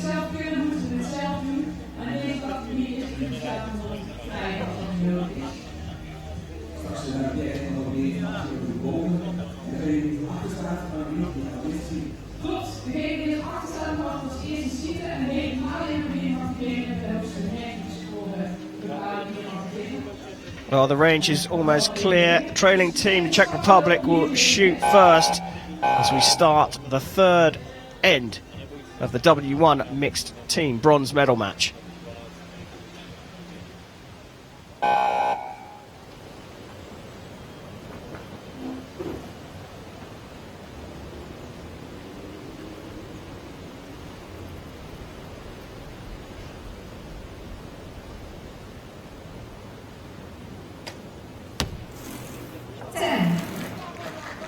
Well, she shot 21 out of a possible 40 maximum points, Musilova.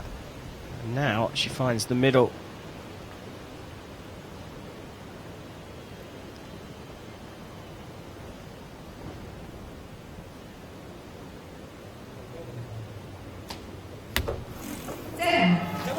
That really is very, very much better from the Czech Republic. It often doesn't matter how you start a match as long as you finish it well, finish strong.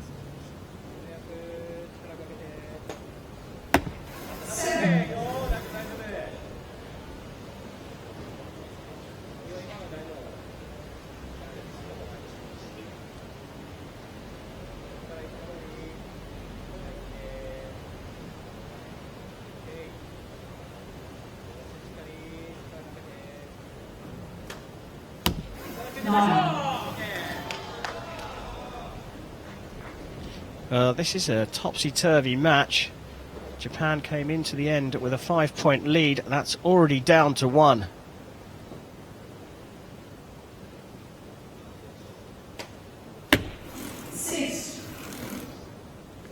That's Musilova's third arrow in the same spot out to the left in the 6. There must be something she's doing consistently that's putting the arrow there, which suggests she probably knows about it and she's trying to stop doing it.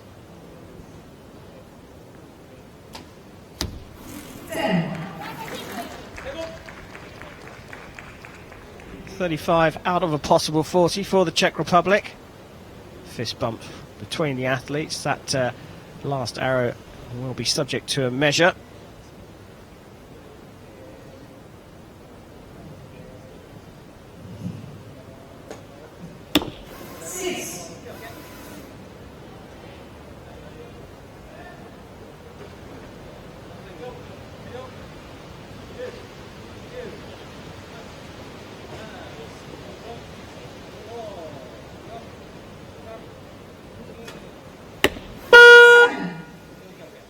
Well, time was ticking away there. You heard the pressure from the coach counting down.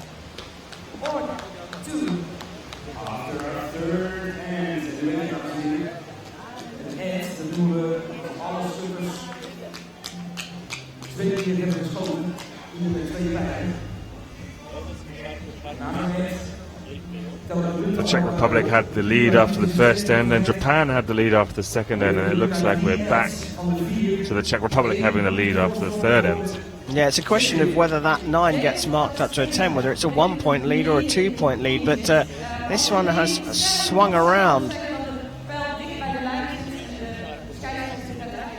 You look at the Japanese scores through the ends, a 23, and then that second end of a 37, followed by a 29. Archers look for consistency. They're not going to be happy with that at all. No, this isn't the best they've shot this week. This isn't the best we've seen out of W1 athletes. But, you know, again, this isn't a familiar stage to them. Being in a finals event at a World Championship only happens every 2 years, and if they make it. Yeah, well, we can see here that 9 has been marked up as a 10, so 3 10s and a 6 for the Czech Republic in that third end, and they lead this bronze medal match by 2 points.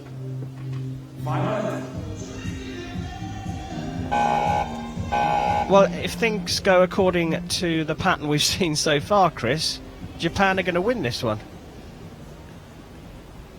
If things go to the pattern we've seen so far, Karen. If.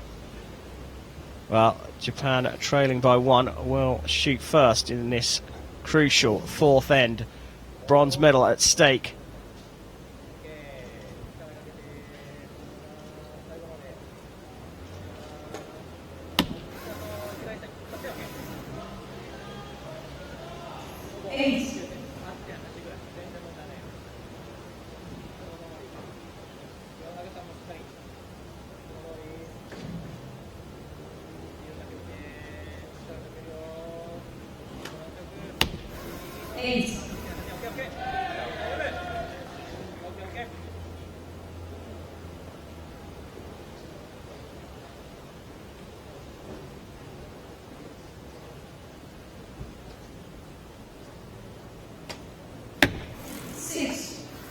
another one over on that left-hand side. And that group on the left is actually quite excellent.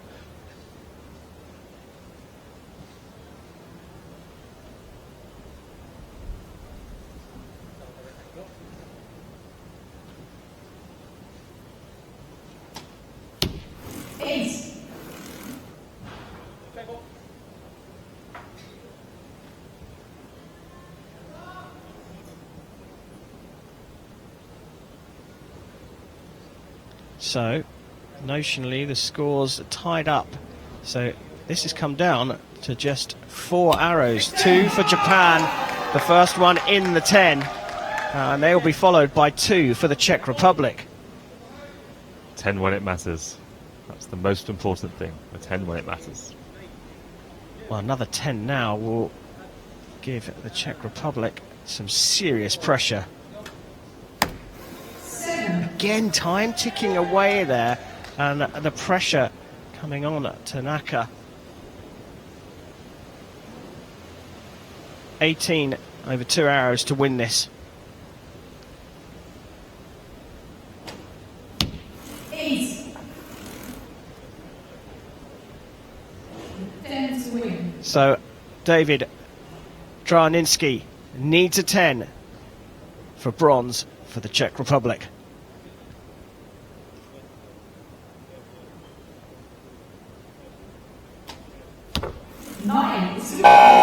Well, not quite enough, but it is a 9, and that means the scores are all level, and we will go to a tiebreaker. Chris, first time today we've got to the end of regulation time, and the scores are all level. So what happens now to settle this match? So each archer will shoot a single arrow, alternating. One team, one the other team, and back and forth. The total of those 2 arrows, the highest total, will win the match, and if they're tied on total points, then it'll be the closest arrow to the middle of the target. So, a mini end, sort of. Half an end.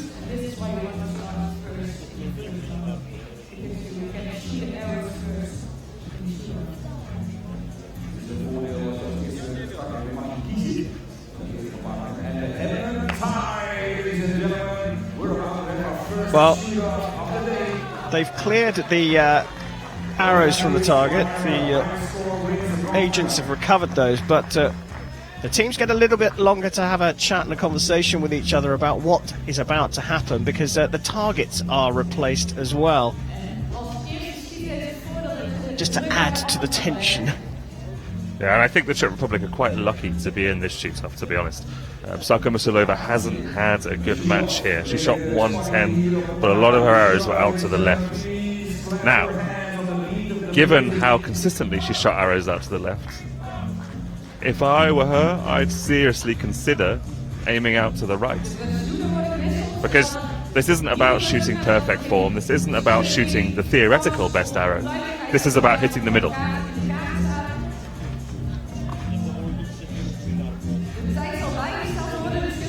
Now, my memory's not what it used to be, but I believe Japan shot first at the beginning of the match. Your memory might be better than mine. That is the case. Japan will be shooting first, but we do know that Musilova has been shooting first for the Czech Republic, so we're going to get a very good idea of how much of a chance they get once she has released that arrow. Yeah, it turns out your memory is not very good, because Czech Republic are going to shoot first and Musilova. And this will be the critical arrow in this match. This will likely decide who takes it. Well, here we go. A tiebreaker to settle the bronze medal match here in the W1 mixed teams.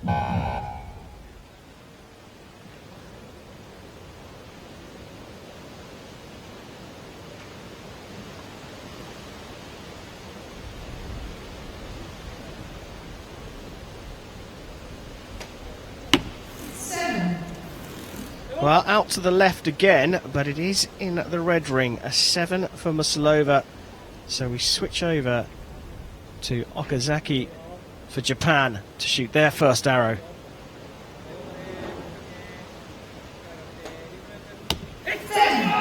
That is a cracking shot. I think that's possibly an X there. Definitely an X. That's the shoot-off arrow that you need. That's great stuff in such an important match. David Draninsky has shot so well here. Can he put some pressure on with a 10? 9. It's a 9. It's not too bad, but 16 for the Czech Republic mean Japan need a 7 here to take the match, and a 6 in fact. Given that the first arrow of Japan is in the X, it's closest to the middle, so all they need to do is tie. Oh, they've done a little bit more than that.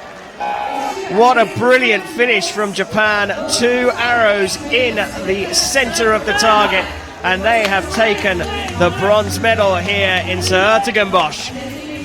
That really was extremely impressive. 2 10s in a bronze medal match at the World Championships, and for a team that is really looking forward to competing at home in Tokyo at the Paralympics next year. And what's more, this match and this competition qualified them extra places. So as well as winning the bronze medal, they've also qualified extra quota places for the Paralympic Games. Fantastic stuff, fantastic. Well, there we have it. Confirmation Japan have taken bronze here in the W1 mixed team bronze medal match at the 2019 World Archery Para Championships here in the Netherlands. It's amazing what inspiration hosting the next Olympic Games gives to that country's athletes. And Aiko Okazaki and Naka Yoshisugu will be on the podium a little bit later on here in Den Bosch, collecting the bronze medal.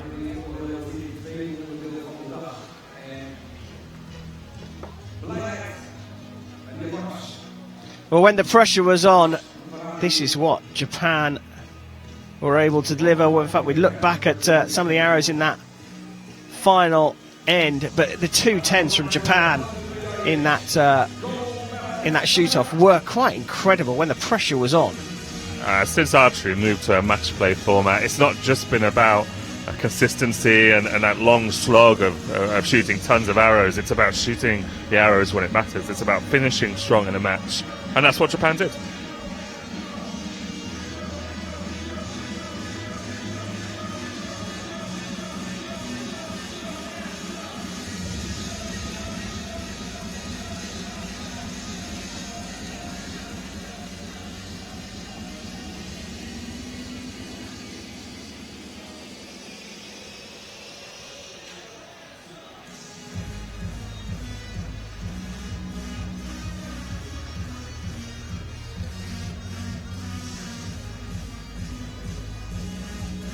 Well, we're talking about the Olympics. What a fitting hat that young lady's wearing.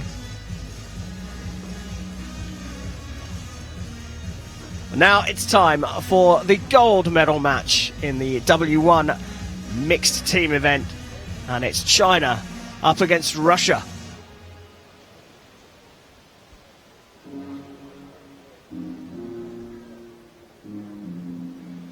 Well, here we take a look at how the teams got here. China took out the USA 134-120 in the quarterfinals, followed by the Czech Republic 140-138 in a tight contest. Russia took out Great Britain 134-121, and then Japan 137-129. So it's China versus Russia for gold here in Den Bosch.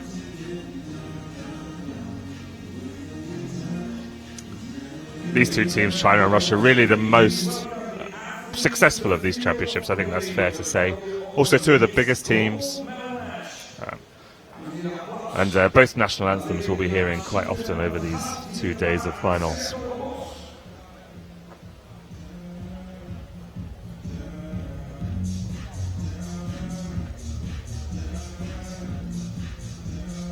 Yeah, contrasting semi-finals. Russia coming through Japan quite comfortably, 137-129, but it was a really tight one between China and the Czech Republic. 140 plays 138. Yeah, and that's the kind of level we'll expect to see in this final, I would say. Czech Republic didn't shoot up to their level in that bronze medal match. I hope that both China and Russia give us a good show here in the gold final. Well, here is China, the 36-year-old Liu Jing and the 20-year-old Zhang Tianjin up against Russia, 39-year-old Elena Krutova, along with her teammate, the 32-year-old Alexei Leonov. And Russia beat Great Britain early in the eliminations. Great Britain were the world champions in Beijing in 2017. Looking to inherit that title here is this Russian pair.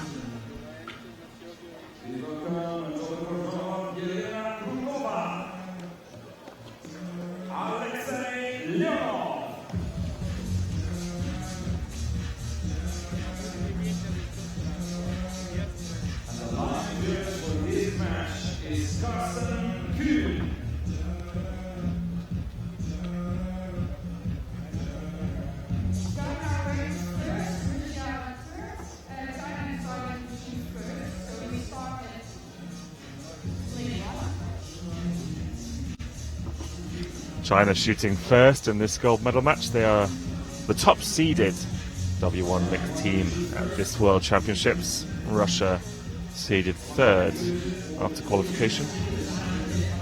Yeah, China shooting a 12.86, Russia a 12.53 through the ranking round.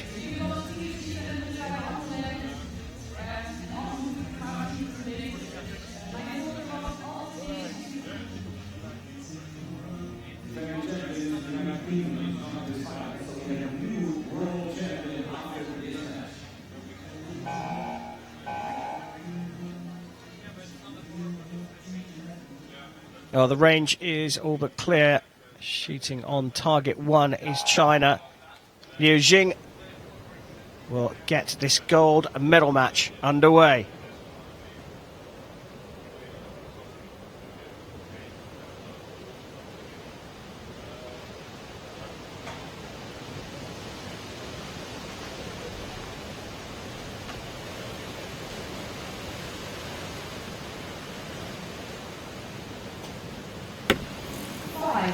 Well, don't let that 5 mislead you.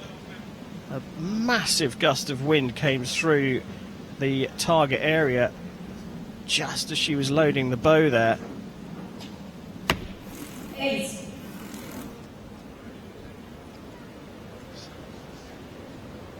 And it is those gusts of wind that can make a big difference. Again, it's just picking up here in time for Elena Krutova. 7. We always talk about wind having an effect on the arrow and the archer, but it really has an effect on the archer when they don't have full control of their core and they don't have control of those muscles that will stabilize them against the wind. It's a much bigger challenge. 9. Yeah, well, despite the 5 at the start for China, they only trail by 3 at the halfway stage of the first end. And you've got to say, it was this young lady here who faced the worst of the wind conditions. Her stabilizer moving around all over the place for her first arrow. 8. That is much more like it.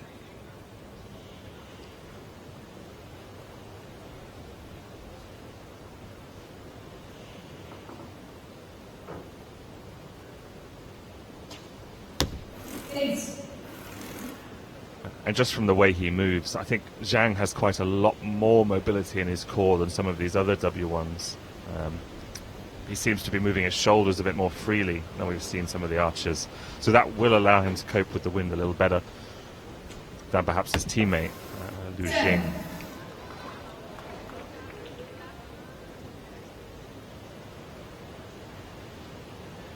You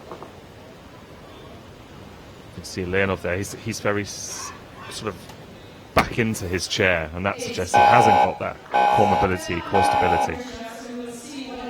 Well, despite that, Russia notionally lead by 4 points after the first end, but that third arrow, the 9 asterisk, is subject to a measure. Target number 1, 8, 5. Wat zegt dat na de eerste end? Of 4 of 5 Target number 2. Having a left-handed archer in these mixed teams so they can look at each other is quite nice, isn't it? Voor Nederland de Jong Oranje, verder wordt er op de grote toernooi. Meervoudig nationaal kampioen. It's a 9, 9. 8 Looks like that questionable arrow has been marked as a 9.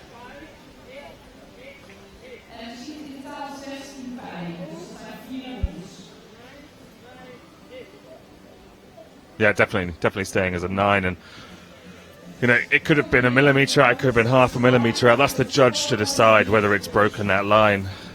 And you know, we zoom in on the targets and we zoom in on the archers, and it's difficult. Well, it's easy. It's easy to forget just how far and the context of where that target is. The arrow's moving, you know, 50 metres down range, 5-6 metres up in the air, and the lack of deviation, even you know, in the outer rings of the target at the archer's end, is astonishing. Well, Russia leading after the first end of this gold medal match. So China will shoot first again. And it's Liu Zhang to get us underway.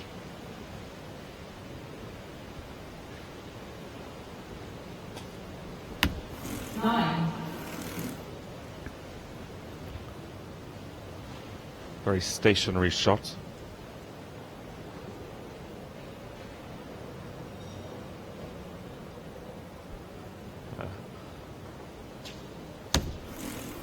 Both archers drawing hands, don't move too much when they release.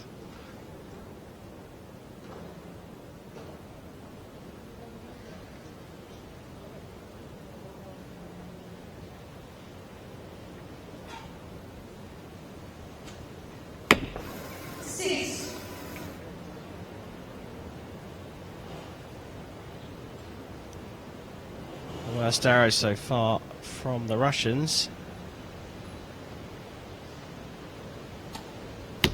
8.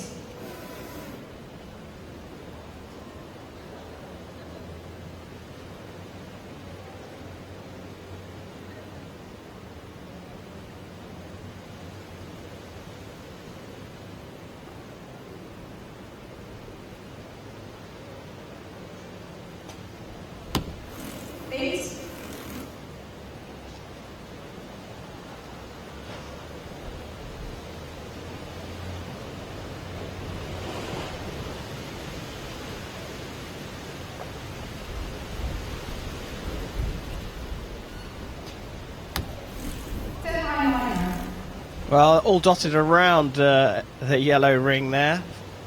And finally, Zhang getting it a little bit closer to the centre.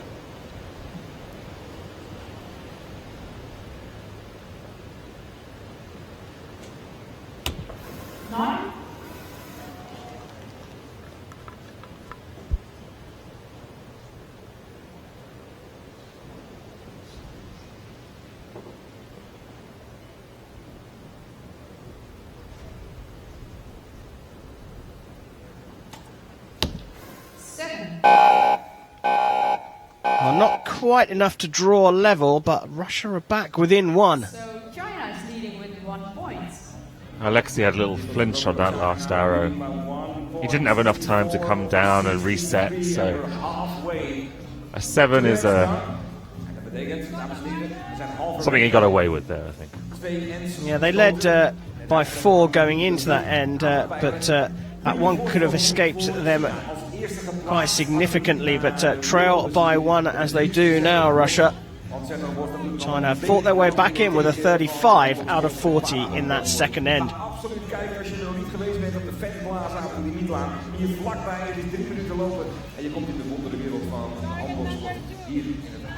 8 arrows from each team shot. We'll get to 16 before this match is over.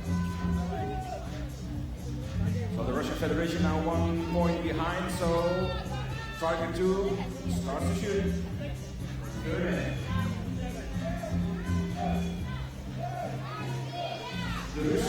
As Chris was mentioning, a left and right-handed archer on the Russian team, which means they face each other, which means they get to do something we see quite often on the range, the fist bump.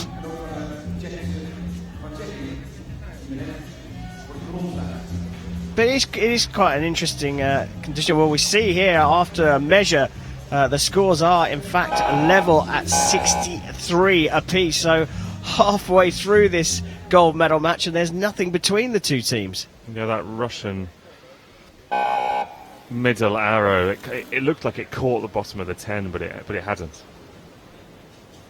There you go, a mark down to put the score level. So for the third time, Liu Jing gets the end underway. 8. See Liu Jing wearing that eye patch type device over her left eye, so she's actually left eye dominant, which would make her a left-handed archer, but she's decided to shoot right-handed, or needs to shoot right-handed, and is using the eye patch to block out that left eye, which would take over in the aiming process.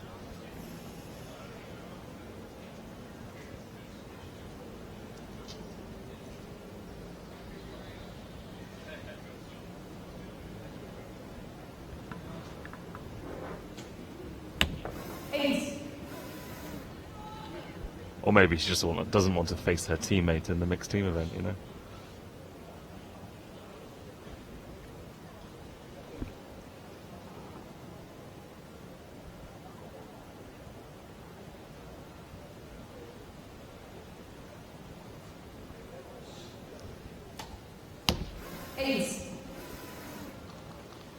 Well, both going a little left there. We see that second arrow going to a measure for China. We get a closer look at the cover over the glasses for Liu. It looks like it flips up, so she can easily remove it as she's shooting.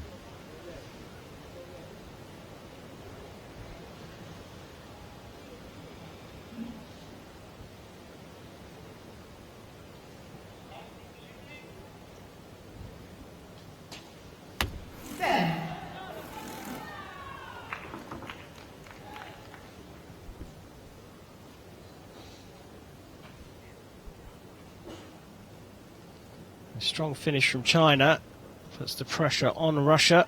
And Zhang's been the best archer of this match so far. Shot 3 8s, a 9 or a 10. We'll find out after this end, and a 10.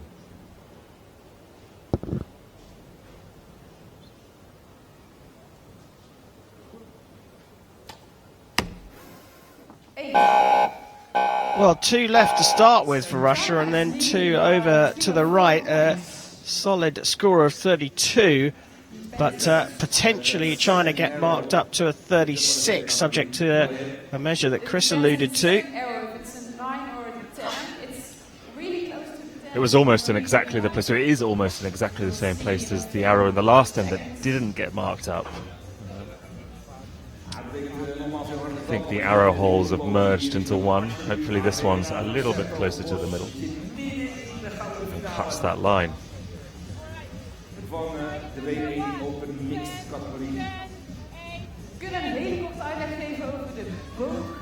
Oh, I heard the target judge calling 2 10s there. I think that may well get marked up. Confirmation of the 4-8 for the Russian called. And we wait for that asterisk to be removed, and it has been confirmed as a 10 for China. So after 3 of 4 ends, China are leading by 4. And once again, it's all about improving as the match goes on. They started with a 29, then shot a 34, then a 36, and they're really finding themselves in this match. The groove.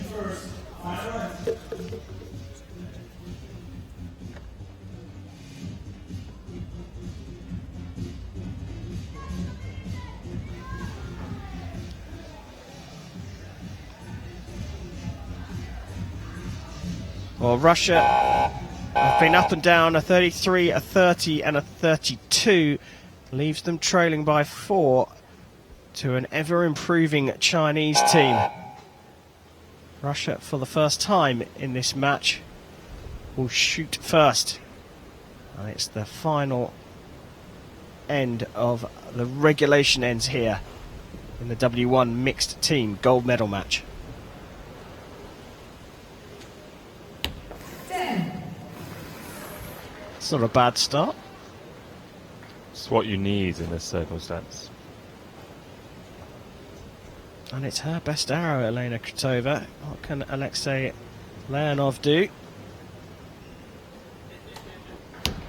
9. At the start of this end, they had a 4-point deficit to make up. Well, look, here's the wind again, right down at the shooting end of the range. Yeah. And it's again falling to Liu Zhang.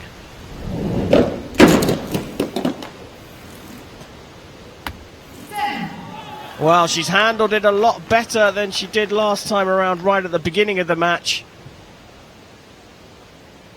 And maybe she just needed to settle down. Maybe she's not finding this wind a problem. And it was more nerves that caused her to deviate at the start. Well, it's a high-class start to this fourth and final end here. 19 from Russia out of a maximum 20, but China got the maximum.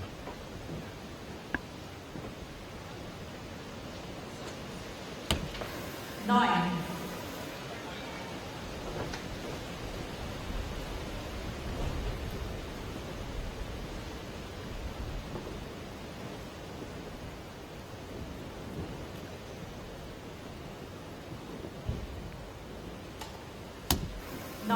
Well, a great finish from Russia. 37 out of a possible 40, but the door is wide open for China. 14 points from 2 arrows required. Yeah, and those 14 points will take them to the World Championship title here in Den Bosch. 9. So we need a 5 to win. Well, here we go. The man of the moment. It's 8. And needed a 5, but scores an 8. China wins. They level up on points, 37 all in the final end, but it was enough for China to take the gold medal here in the W1 mixed team event. China are the world champions, Liu Jing and Zhang Tianjin. And Zhang receives the Archer of the Match award for that one as well. He shot 3 10s, the most of any of the 4 athletes we've seen on the field of play. And he finished it well too, to secure that first world champion title of these championships for China. It's confirmed. The Republic Well, there is confirmation that Liu Jing there is a world champion along with her mixed team teammate Zhang Tianjin. As well as this gold medal, China has secured the most places of any nation here in Den Bosch for next year's Paralympic Games. They bagged 10 spots in total. There were 80 available during this championships. China took the biggest chunk of those. And of course all 4 teams that featured in these medal matches, Czech Republic, Japan, China and Russia, have booked their quota places. Yeah, absolutely. The archers themselves haven't booked a spot yet. They have to qualify through their own country's qualification procedure, but the country itself has those spots for the Paralympic Games. And in the W1 event, it was most critical because there aren't that many individual places available. Only 2, each men and women. So the mixed team spots, giving 4, were the bulk.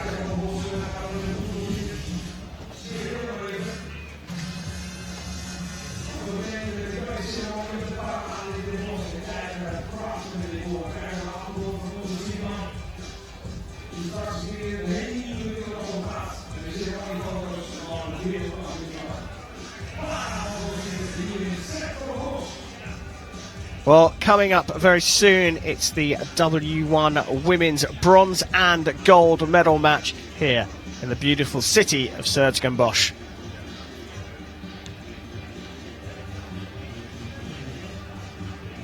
And Lu Jing, the Chinese woman we've just seen shooting in the gold medal match in the mixed team event, she'll be in the bronze medal match of the women's individual competition. She's facing her own teammates.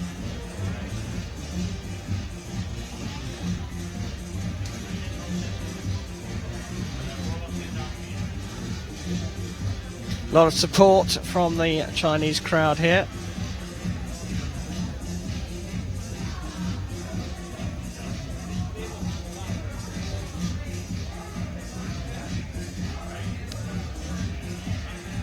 Well, here we have confirmation of how things finished in the W1 mixed team. China taking the gold medal from Russia in a thrilling finish there from both teams. Japan picking up the bronze medal, beating the Czech Republic.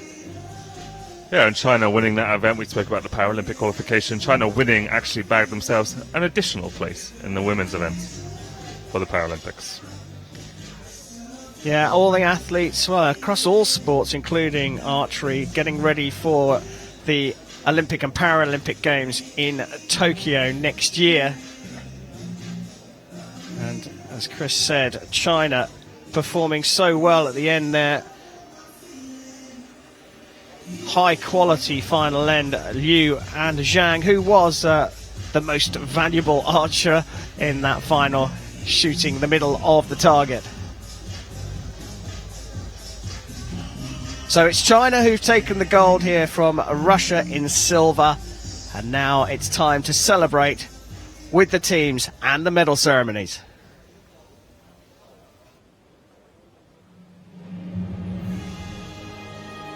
Ladies and gentlemen, the victory ceremony for the W1 Open Mixed Team. Dames en heren, de medailleceremonie voor de categorie W1 Open Mixed Teams.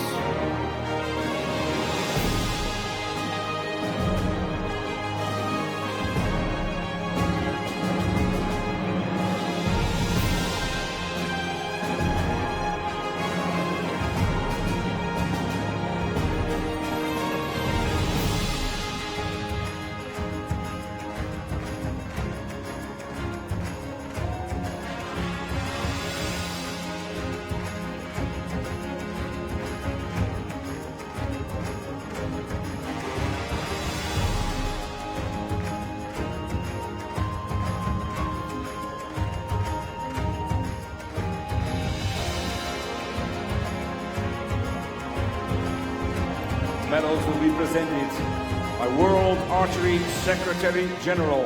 De medailles zullen worden overhandigd door de secretaris-generaal van World Archery, Tom Dielen.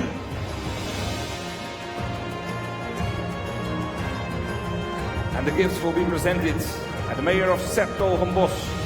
De cadeaus zullen worden overhandigd door de burgemeester van de gemeente Septogenbosch, Jacques Mikkers.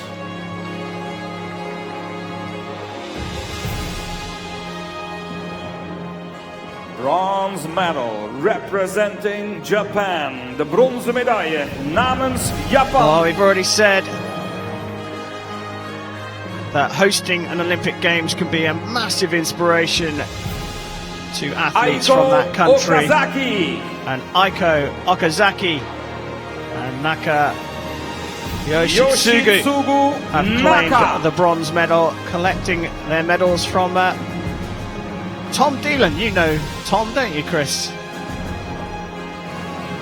World Archery Secretary General giving out the medals there. And handing some stroke waffles is the mayor of Bosch. Stroke waffles, of course, the famous biscuit-like dessert from the Silver Netherlands. medal. These ones are even branded the with a logo. Russian Federation. Yeah, that was Jack namens Mikkers, Rusland. the mayor of Bosch.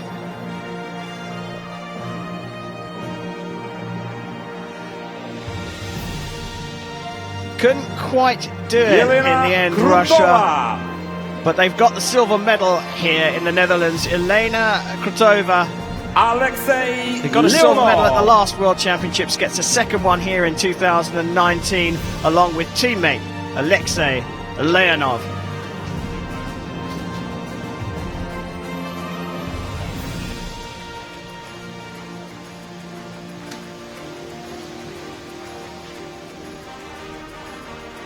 biscuits for them too, Chris? Biscuits for everybody. Gold medal and world champions representing China. Gouden medaille en wereldkampioen. Well, they were brilliant, namens and that China. man on the right was the best archer of the day today in that mixed team competition. 20 years old, Zhang Tianjin, and his teammate there, Liu Jing, are the world champions in 2019. And they really were the best team here. Highest scoring from start to finish, and delivered in the gold medal match in this arena in Den Bosch.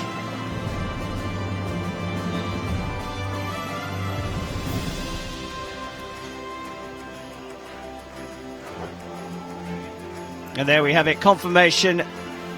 Liu Jing Ladies and and gentlemen, Zhang for those who Tianjin are able, please are the rise for the 2019 national anthem world of China. champions.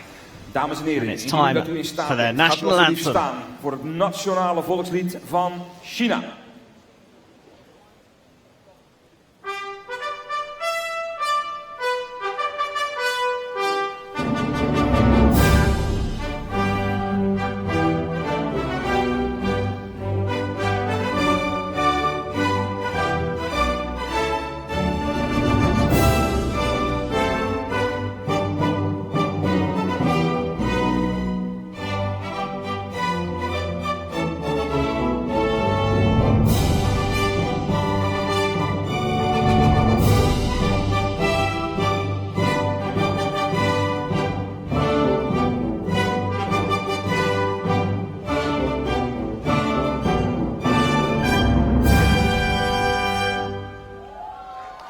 Ladies and gentlemen, a warm round of applause to our athletes. Dames en heren, nog één keer een heel groot applaus vanuit Den Bosch voor onze top 3.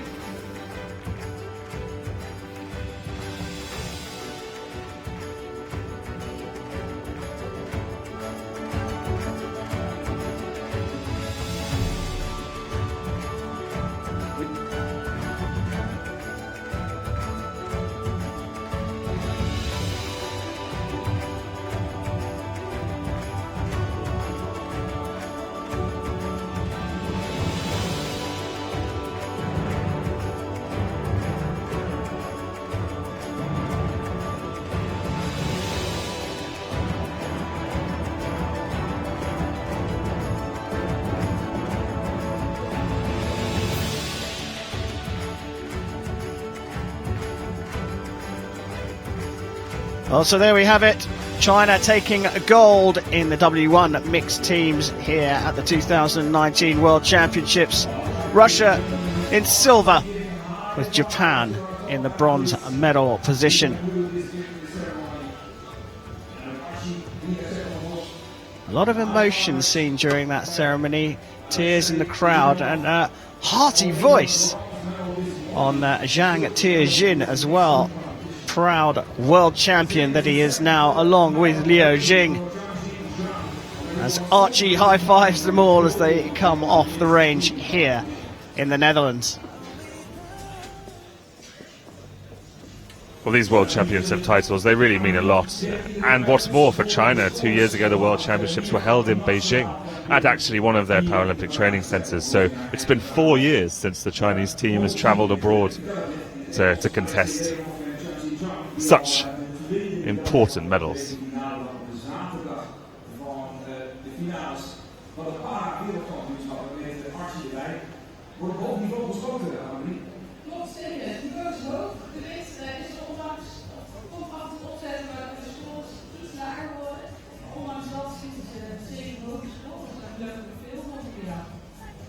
Absoluut. We gaan natuurlijk zo meteen ons gereed maken voor de volgende categorie. En de volgende categorie. B1 ook dames. Dan beginnen we met brons en vervolgens. Well, coming up now, it's the W1 women's individual bronze medal here on the 50-metre range, and that view gives you a good idea of what the archers are looking at down at the end of this 50-metre range. So he's got a brilliant lineup for the bronze medal match. It's an all-Chinese affair. Liu Jing, the 36-year-old, goes up against Chen Min Yi, both of China. Liu lost out to Krutova in the semi-finals. Chen to Kim of Korea in a really tight semi-final contest. Ladies and gentlemen, please welcome the athletes to the field of play for W1 Women Open Bronze Medal Match. So it's time for bronze here in Den Bosch. Let's welcome out Liu Jing and Chen Minyi, both from China. It was a quick turnaround from Liu Jing as well. So we just saw her in that gold medal match in the mixed team competition, collect the medal, collect the stroke waffles, straight back off, pick up the bow, out again. No time to eat those biscuits. Interestingly, these two had some very, very tight semi-finals. Liu first came through Victoria Livingston of Great Britain, 129 to 120 in the quarter-finals, before an all-square 130-130 semi-final against Krutova. Here she is, the 36-year-old. And that semi-final against Krutova went to a shoot-off, which she won 10-9. Chen Minyi came through Victoria Rumark of Great Britain, 134 to a 108, so a commanding performance in that quarter-final, but then lost out just by a single point, 130 to 129 against Kim Oh-geum of Korea, the 2016 mixed team Paralympic silver medalist. So after two really tight semi-finals, Chris, what can we expect here? Well, I'd imagine another tight match. Hopefully this bronze medal match will go the distance.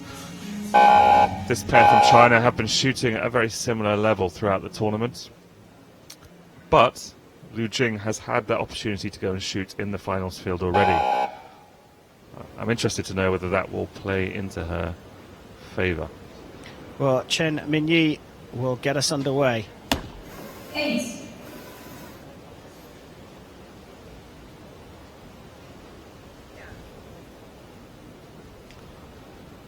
So you'll notice the time is ticking down from 30 seconds rather than the normal 20 seconds that we have on the Hyundai Archery World Cup circuit and at the World Archery Championships next week. That's because the para athletes, they get an additional 10 seconds in case they need it, in case they don't have the same mobility as some of the able-bodied athletes, and they just need that little extra time to load their arrows, because the timing isn't about penalising athletes at all. It's just to keep the flow of the competition.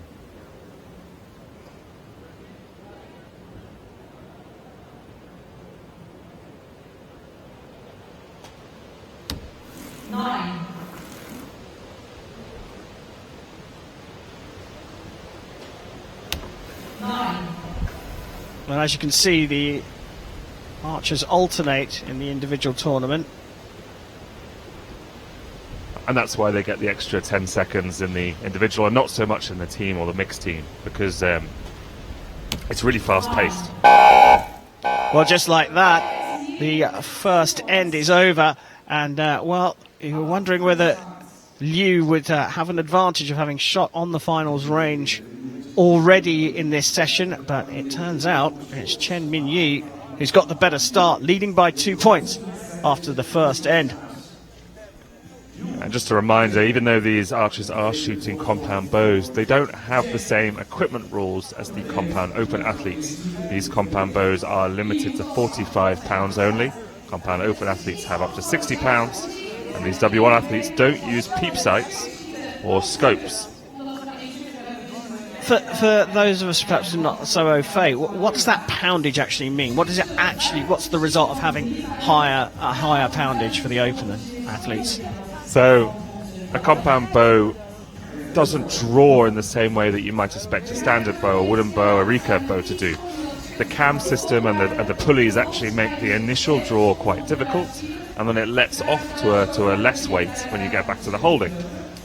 So, for example, if that peak weight at the start is 45 pounds, you might only be feeling for 15 pounds when you get back to the face. Of course, the higher poundage The more force will go into the arrow, the quicker it will fly. And inherently the more accurate in the wind, because it's not spending as long affected by the conditions in flight. Well, we get underway for the second end, and trailing is Liu, who gets us underway with a 9. So essentially, the lighter poundage means it's easier to draw the arrow, but less accurate at the target end, potentially. It's easier to draw the arrow, and the arrow will fly a little bit slower than the combat archers we'll see later on in this tournament. So clearly an advantage in one respect, but perhaps a disadvantage in terms of accuracy. It's a great first couple of arrows from Liu in this second end. 9. And actually the difference in poundage isn't what makes the difference in accuracy in this setup. It's the fact that these W1 archers won't be using a magnifying lens in their sight or a peep sight in the string. So there's much less fixtures to help them in aiming. Yeah, less aiming aids, yeah. 9. Well, a good recovery from Liu, a 28, subject to a markup on that final arrow to a 29, and that is some fine shooting.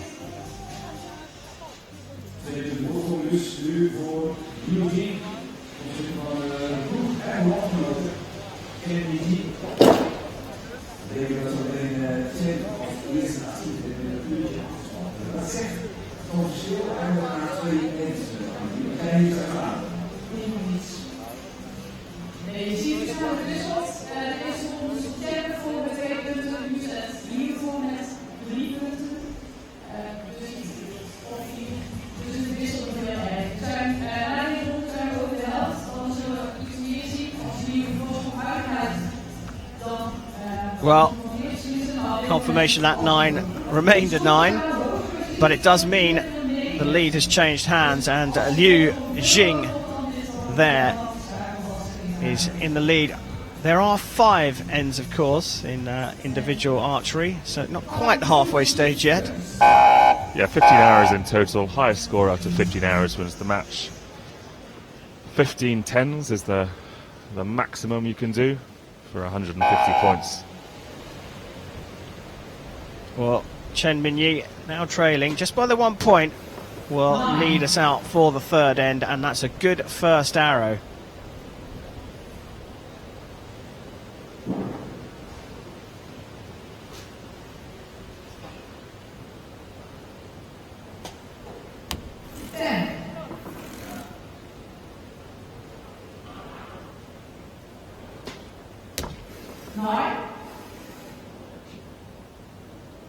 Good grouping there from Chen, who's got a fairly unique grip on her bow.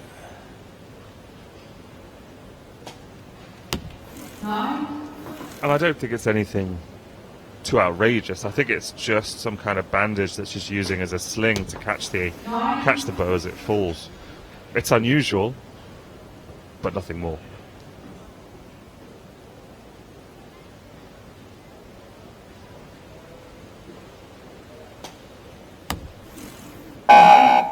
Well, a good quality third end from both athletes, but Liu edging out another point into the lead. 2 more ends to go, and Liu Jing of China leads her teammate Chen Minyi 81 to 79. Chris mentioned that it was unusual, this sort of sling apparatus that Chen's got, because we haven't seen any of the other archers using it. But of course, all these the pieces of equipment that the athletes have are all subject to regulations. Yeah, and one of the critical ones is there can only be 1 point of contact with the bow, so her hand is the only point of contact in the grip. And with para-athletes, para-archers, it can be a little bit challenging because they're seated and the bow's much closer to their body. They have to be very careful that their stabilization doesn't brace against any other part of their chair or their legs, because that's not permitted. That's not permitted. These para-archers, like able-bodied archers, still must only have that single point of contact.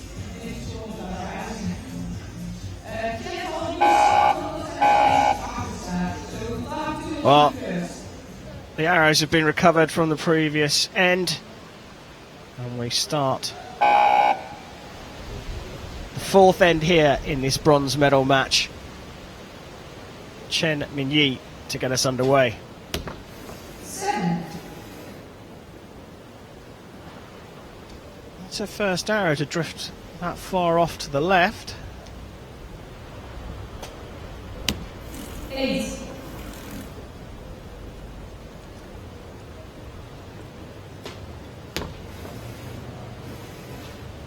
10.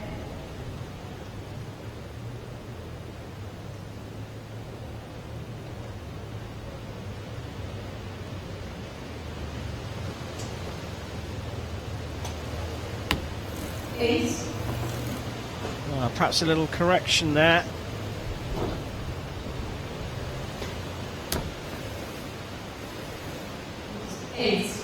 Chen Minyi's shot really is very, very fast for a combat athlete.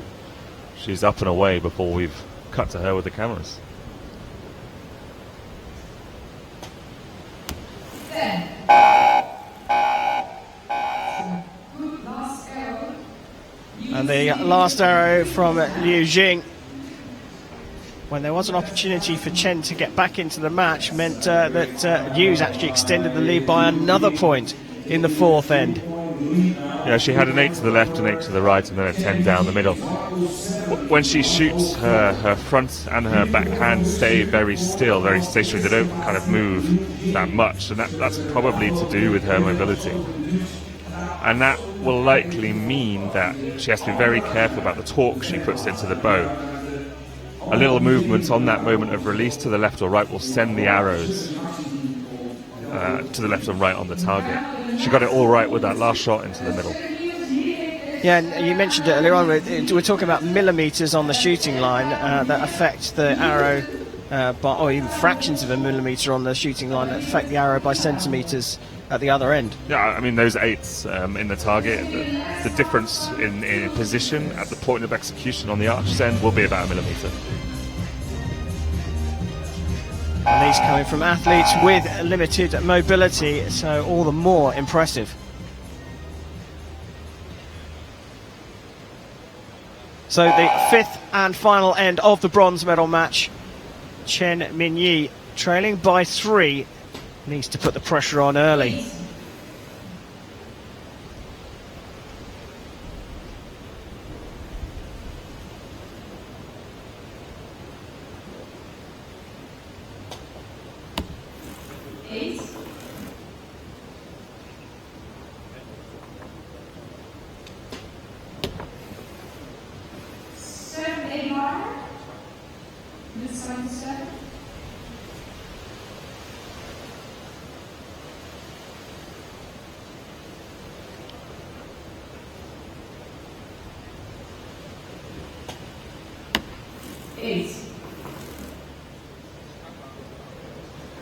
Well, this last arrow from Chen Minyi needs to be very good, but it's another 8 and a 5. It's all that's required for Liu Jing of China to take the bronze from her teammate. And she finishes with a 10. Brilliant shooting from Liu Jing. She's beaten her teammate Chen Minyi 133 to 127, and she's taken the bronze medal here at the 2019 World Archery Para Championships in the women's W1 individual.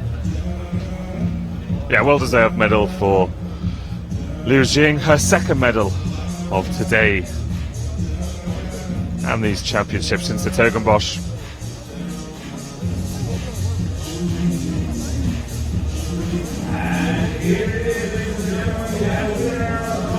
Well, there is confirmation that Liu Jing of China is the bronze medalist at the 2019 World Championships here in the Netherlands.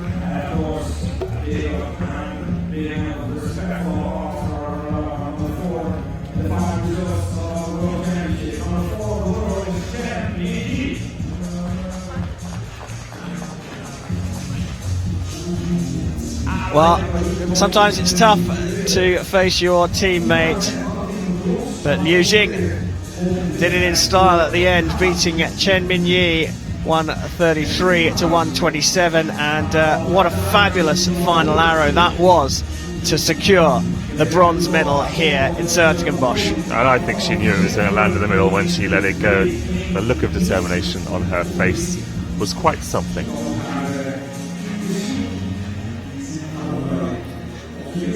Well, a beautiful backdrop here in Bosch, St. Jan's Cathedral. Talking of cathedrals in the Netherlands, did you know down the road in Utrecht there's a cathedral where the spire and the body of the church are not connected?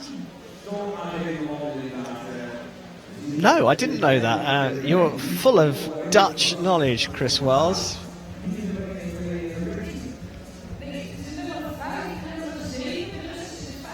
Coming up now, though, it's the gold medal match in the women's W1 individual on our 50-metre range in the shadow of St. Jan's Cathedral.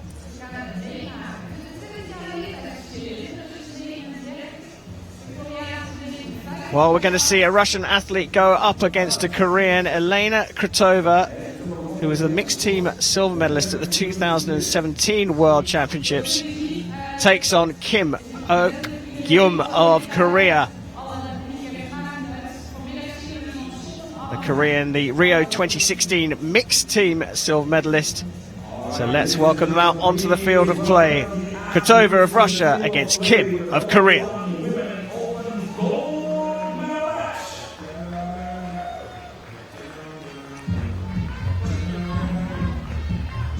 Well, there is Elena Krutova. She shot a 6.11 in the ranking round to finish up ranked 5th and came through Jiang Linhuan 127 to 119 in the quarterfinals, and then beat Liu Jing, who's just taken the bronze medal in a shoot-off 10 to 9 in the semi-finals, going up against the 59-year-old Kim Ok-gyum of Korea. She shot a 5.89 in the ranking round to be ranked 7th. Took out Asia Pilitzari 127 to 123 in the quarterfinals, and then Chen Minyi of China 130 to 129 in the semi-finals. So they both won their semi-final matches with 130 points. Very similar level throughout this tournament. Again, hoping for a close match here.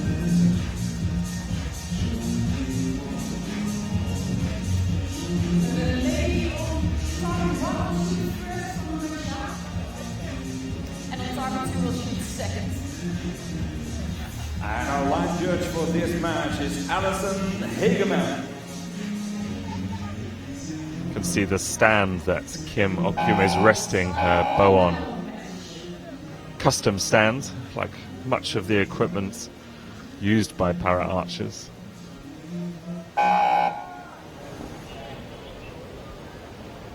So world number 3, 39-year-old Elena Krutova to get the gold medal match underway for Russia.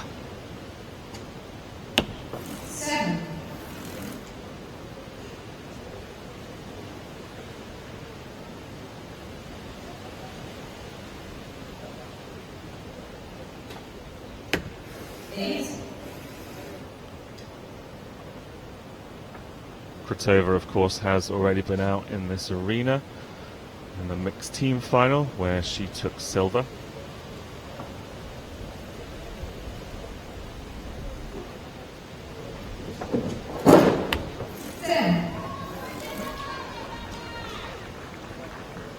Well, she used that first 7 as a sighter.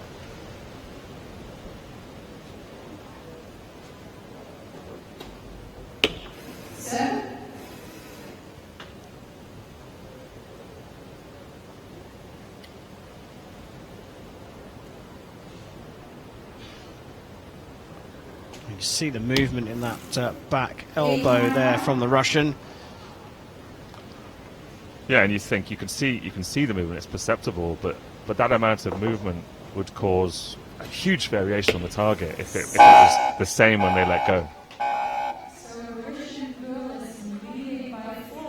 Well, 4-point lead for the Russian, but the third arrow she released is subject to a measure. I think Kratova's chair is a great way to see how that support works on the back of the archers. And there is a rule about the height of the chair, so it can't be much higher or any higher than she has it there. But you can see the metal cups of the back of the chair coming round her back and giving that support that she is permitted.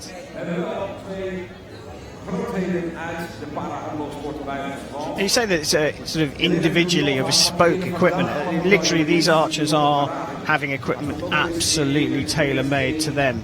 Even the wheelchairs themselves are able-bodied archers. They have their bows, they have their arrows. There's thousands of hours that go into maintaining and tuning and setting up that equipment over the course of any archer's life. But these para-athletes who do have wheelchairs have to tune that piece of equipment as well. It's an extension of the archery kit. These are not chairs that they would use if they weren't para-archers. These are para-archery wheelchairs. Well, Kratova's third arrow was confirmed as an 8, so it's a 4-point lead for the Russian. Kim Ok-gyum, trailing, will shoot first in the second end. Remember, this is for gold. 4.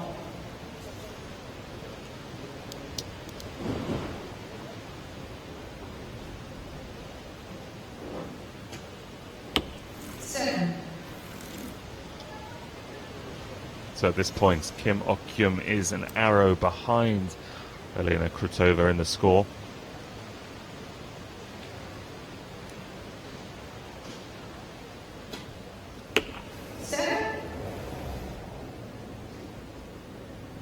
Another good shot of Elena Krutova, and that elbow at the back just moving. She's waiting for that to settle down. She's 39. Chris, Kim is 59. How much does age play a factor in para archery? Age doesn't play a factor in archery at all, I would say.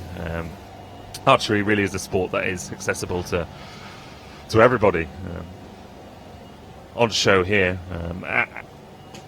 And what's wonderful is whatever age you take up the sport, you really can get to the level you want. Many of these para archers didn't start shooting until they were later on in life. Some started shooting very early in life, but they're all on the same and a level playing field here. One of the reasons that so many para archers take up the sport later in life is that archery is often used as a rehabilitation mechanism after an accident or after an injury. In fact, that's how the Paralympic Games started. They started because archery was being used as a program of rehabilitation of muscle rehabilitation after soldiers came back from the war.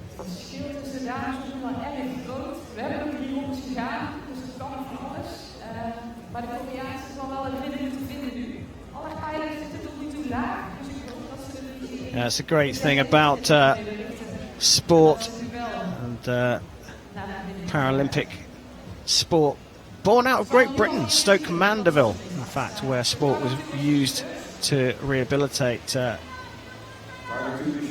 people with injuries. But now the level is so high with these athletes. You see some para archers competing in the Olympic Games as well. Yeah, at Rio 2016, Zara Namati shot in both the Paralympic Games and the Olympic Games. And I'm sure she'll be trying to do the same thing again in Tokyo. Well, Kim trailing by a fairly big margin here against Krutova. At this stage, Chris, can you see, well, can an athlete realistically get back in without the other athlete having a big error herself? Krutova's shooting better than Kim, but she isn't shooting perfectly. But I think the jump in Kim's score would have to be dramatic to claw her way back into this gold medal match. 9. You don't go from shooting 5s and 6s to consistently 10s in the blink of an eye. 6.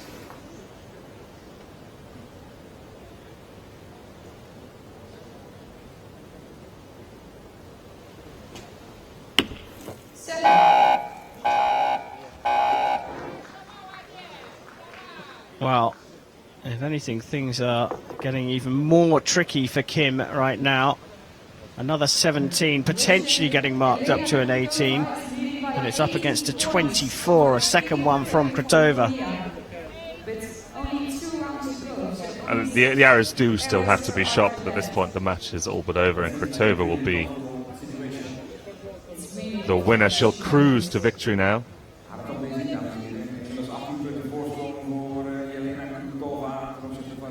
All right, maybe that was 3 sixes called by the target judge.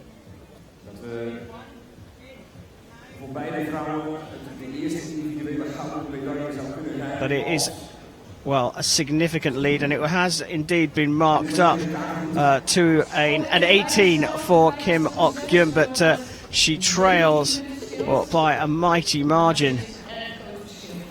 17 points the difference at this stage, with 6 arrows left for each archer. And I think you're right, Chris. Krotova is, well, she's certainly in the box seat. She's certainly in a commanding position, but one bad arrow can make a big difference. As long as Kim's able to take advantage of it. And that's really the key here. Krotova hasn't shot her best match of the tournament, but Kim just hasn't been on form at all.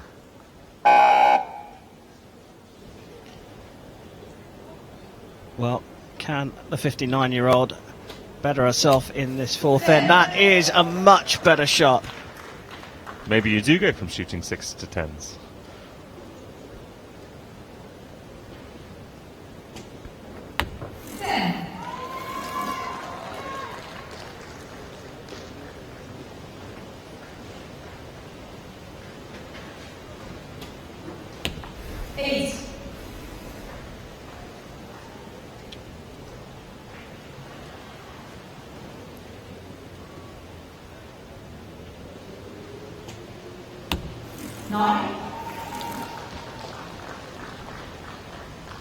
So even if Kim Ok-gyum has shot her 2 best arrows of the match, Elena Krotova has shot more.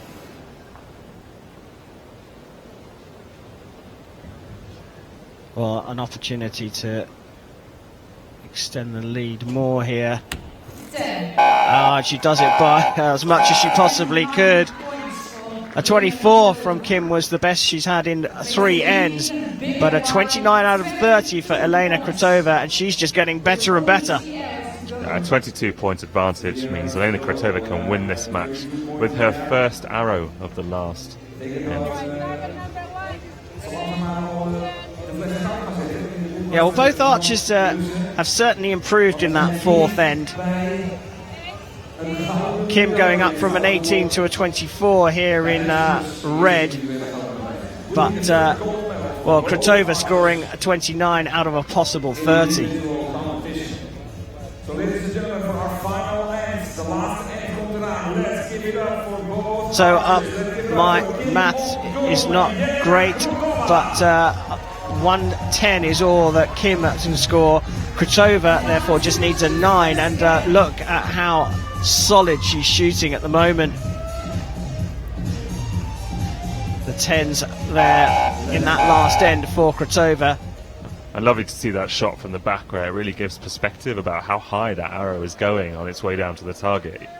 The close-ups on the archer and the face don't really give the full perspective of how much it moves. Yeah, well, now it's a 7 that's all that's required for Krotova here to put this one out of reach.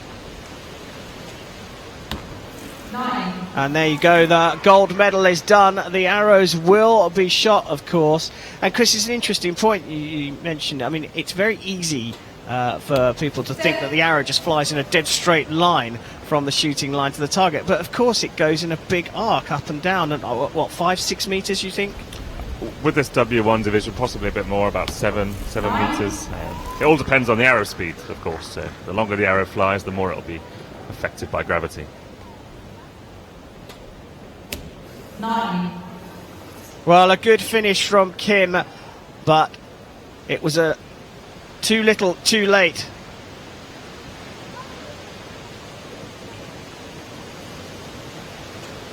Loads of time to shoot the final arrow, and it is a 10 to finish in style. Elena Krutova of Russia is the W1 Women's Individual World Champion of 2019. And that match was won in the first 2-3 ends. She was on form in there, and Kim Ok-yeok just wasn't.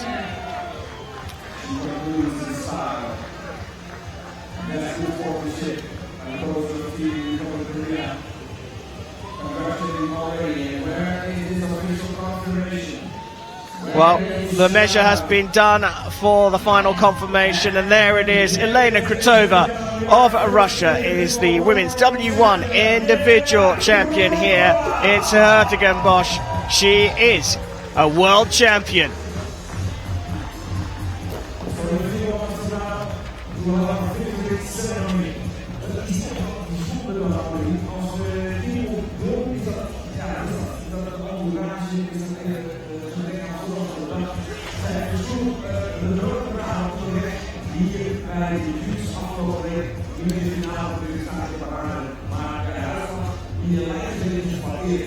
Well, the crowd is building up here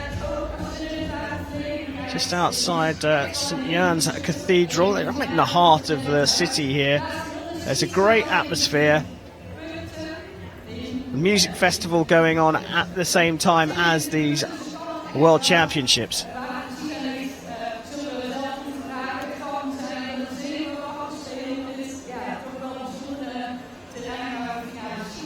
So Chris, we talked about the archers shooting down the 50-metre range, and as I said, it's very easy for people to think the arrow just goes in a straight line, but you say it goes up in this arc that could be 5 or 6 metres, perhaps even more. And here we have a look at that shot. You can see the arrow going up out of the bow. Out of the screen, it's going so high that you don't see it in that shot, and you know, while you're not aware of it as an archer, how high it's moving, it doesn't actually matter. You're tuning for the distance and for the landing on the target. It's a really good illustration of the size of the sport compared to the millimeters that affect the score at the target. Yeah, well, shooting down a 50-metre range, well, that's a big distance to fire anything at, to shoot anything at. But the fact that the arrow flies up and through the air, I think if people can start to get a perspective of that, it's probably travelling, what, 60-odd metres? Coming up soon, though, the men's W1 bronze and gold medal matches here in the Netherlands.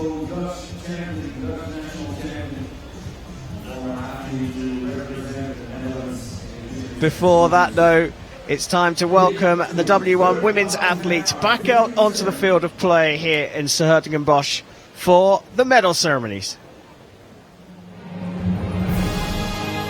Ladies and gentlemen, the victory ceremony for the women's W1 Open. Dames en heren, hier is de medailleceremonie voor de categorie dames W1 Open.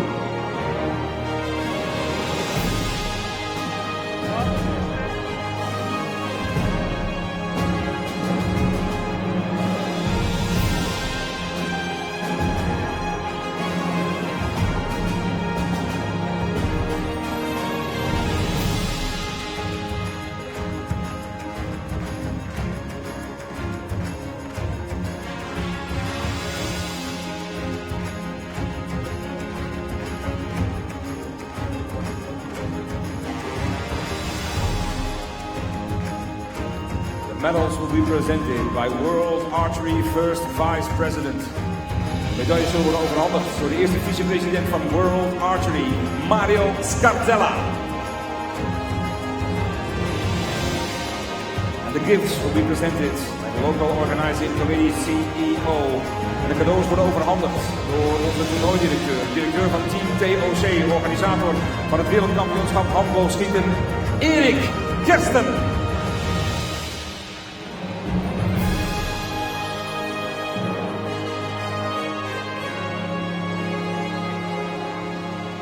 Bronze medal representing the People's Republic of China. De bronzen medaille namens China, Liu Jing.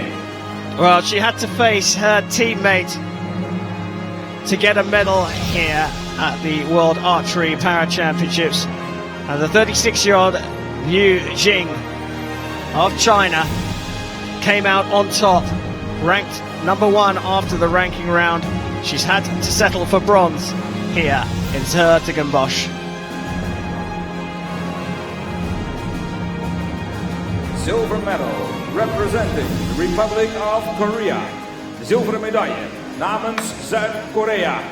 Kim Ok-gun. Well, she won a silver medal in the mixed team at the Rio 2016 Paralympic Games. And the 59-year-old has come here to the 2019 World Championships, and she's equaled that with silver in the Netherlands.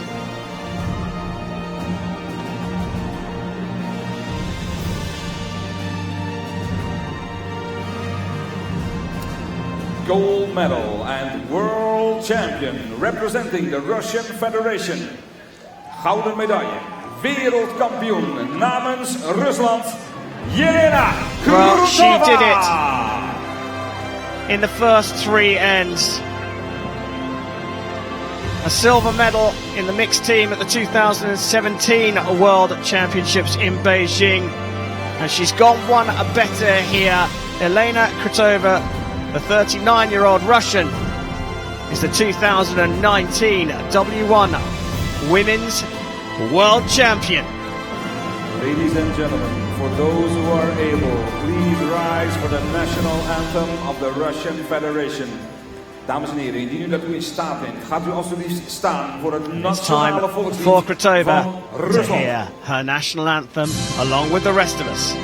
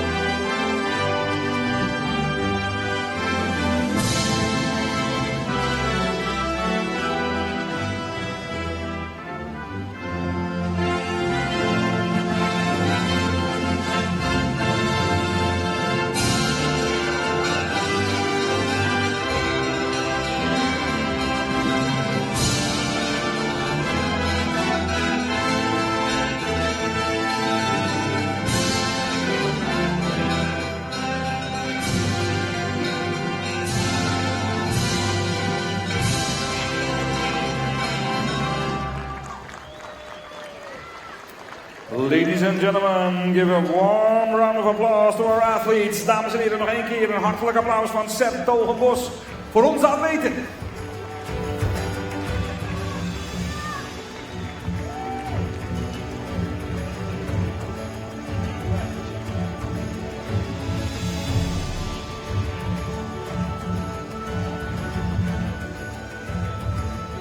Well, they've had their moment to shine.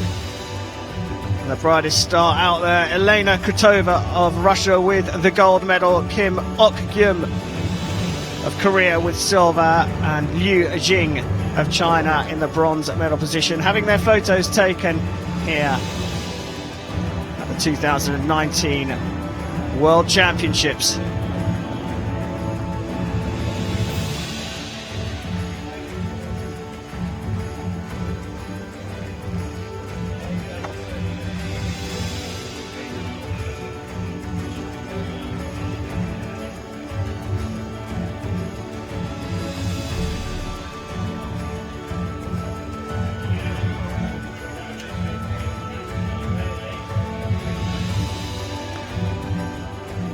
And here they go, ladies and gentlemen. Once again with a big high five of Archie.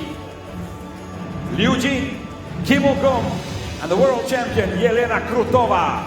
Archie back at work, high-fiving the athletes as they come off the field of play. Toughest job of these 2 weeks Archie has.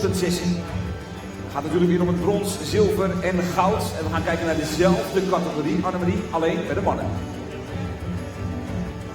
We gaan dit keer kijken naar de mannen, nog steeds de W1-categorie voor de laatste keer vandaag. Daarna gaan we over naar de Compound Open. We gaan kijken naar David Drauninski van de Czech Republic tegen Han Gufei van China. Well, coming up now, it's the men's W1 individual bronze medal match here at the World Archery Para Championships of 2019. Die we zojuist ook gezien hebben bij de teamrondes. We're going to see another appearance from David Drauninski of the Czech Republic. And he goes up against China's Han Guifei, who's also back out onto the field of play. Onderdeel van de ochtendsessie, dames en heren. U hoort het net. We see how the athletes got to this bronze medal, losing in the semi-finals, and they are already ready to come out here to the range here in the Netherlands. Ladies and gentlemen, please welcome the athletes to the field of play for the W-Man Open Bronze Medal Match. And here they are. Han Guifei there beats teammate Zhang 141 to 135 in the quarterfinals before losing to another teammate Li in the semi-finals. He's on target 2.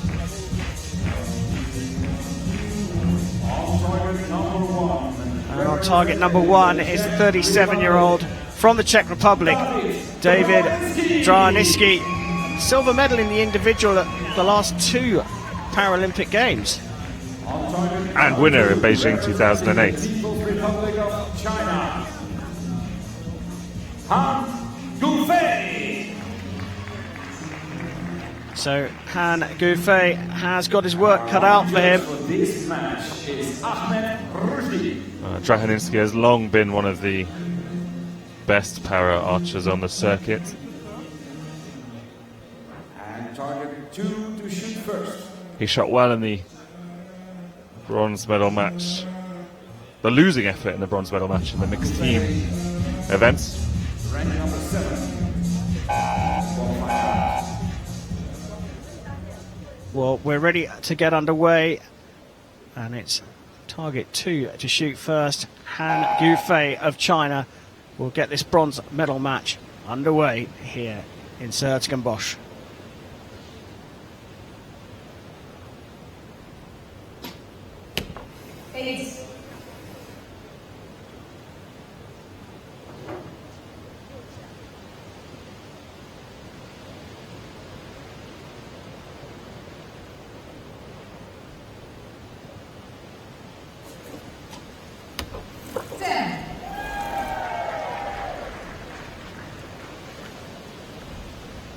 Great start from the athlete from the Czech Republic.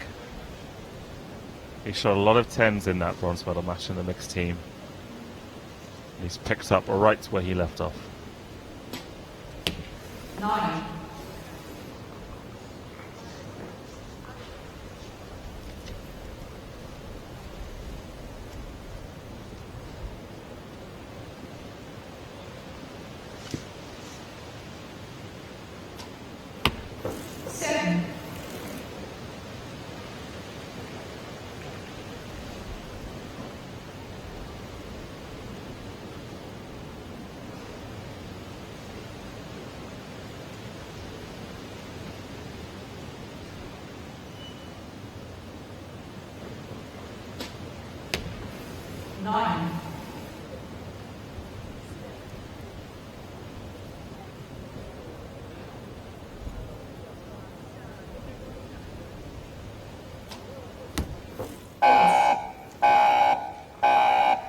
Well, after that cracking first arrow from Drauninski, he finds himself one behind after the first end. Yes, exactly. We will shoot 5 ends, 50 arrows in total, just like the match before. Drauninski is a fabulous ambassador for para archery and archery in general. In fact, he runs the David Drauninski Archery Club in Prague, and one of the Czech athletes competing in next week's World Archery Championships shoots with him there. David Dramolinski tegen Han Gouffet. Han Gouffet leidt met 1 punt. Dat betekent dat Dramolinski moet beginnen met schieten voor de tweede end.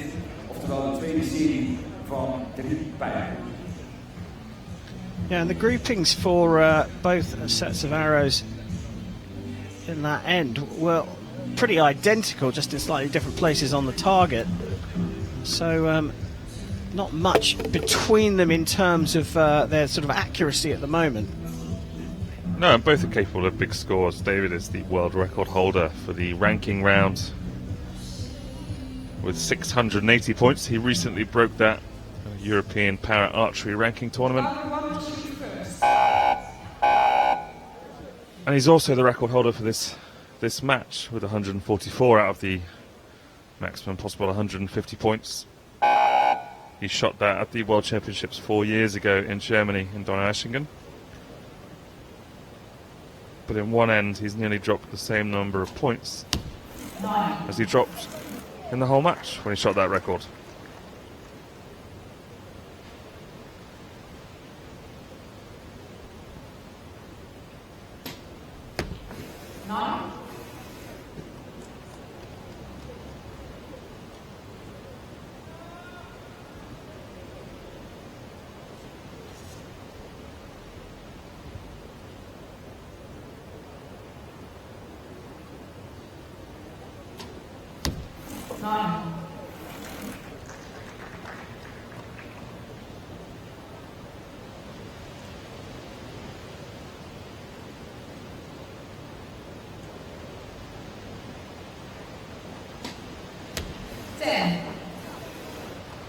Drahoninski trailing Han Gouffet here, and it's not getting better.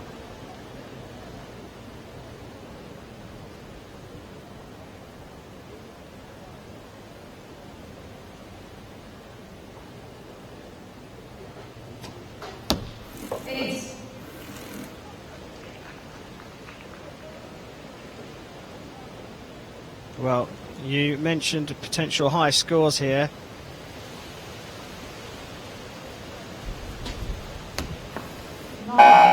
And a 28 out of a possible 30 for Han Gouffet has put him 3 points ahead after 2 ends. Yeah, I'd be interested to know what the athletes have to say about this arena. The conditions, while a bit gusty, they're not that bad. You know, the wind's not that strong.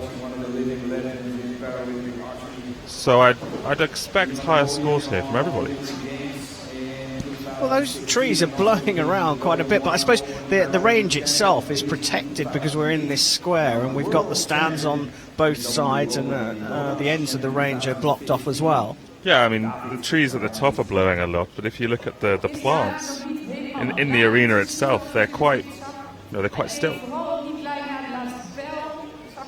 Well, we see the windsock there on the left-hand side. It's actually blowing slightly towards us, the sort of yellow, red, blue and black sock.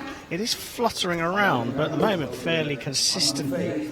And as we've said before, the archers don't mind a little bit of wind as long as it's blowing in the same direction consistently. Yeah, absolutely. And when it's blowing towards you, you haven't got that left-right deviation on your body that you might have in another direction. So it's easier to deal with. It's definitely easier to deal with.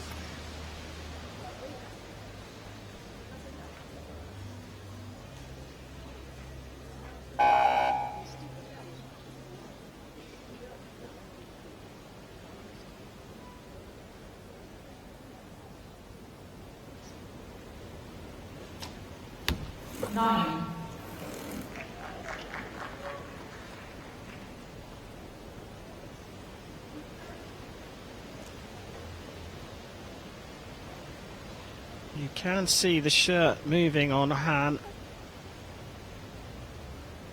Wind blowing towards him.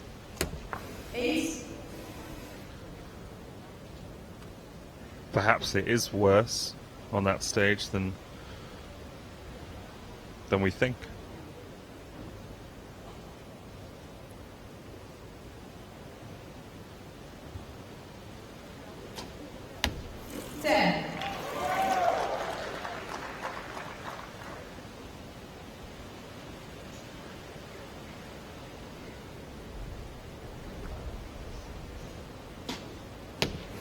Well, a bit of pressure applied, and just like that, Draninski is level.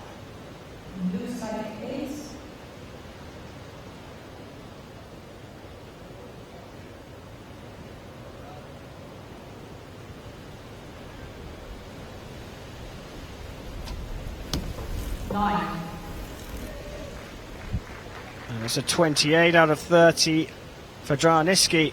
Matches hands second end. That's the kind of level we expect to see from the Czech athletes. The hand finishes with a 26 and a great 10 and holds that lead by a single point. After 3 hands, we have a 1 point lead for Hamdu Veli. Even before so dus, je hoort het. So 2 9s sandwich this X right down the middle. Brilliant arrow there, that second one in that end for Draninski. Yeah, he looks strong. He looks consistent as you see him licking his finger and raising it to feel the winds.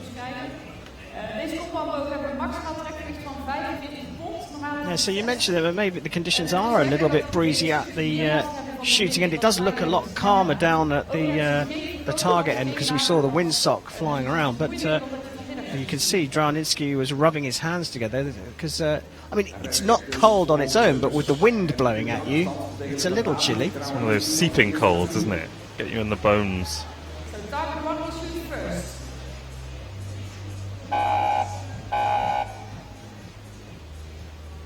So David Draninski from the Czech Republic, trailing by a single point, will shoot first in the fourth end of this bronze medal match.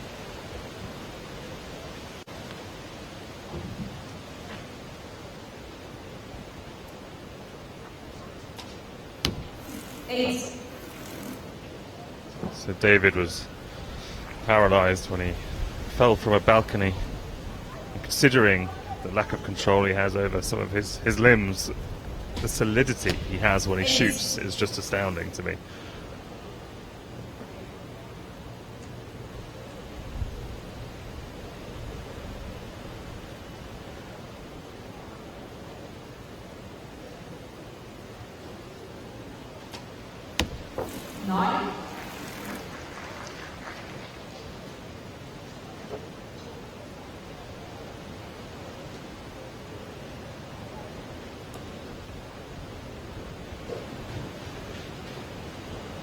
You can see the bow getting buffeted by the wind there.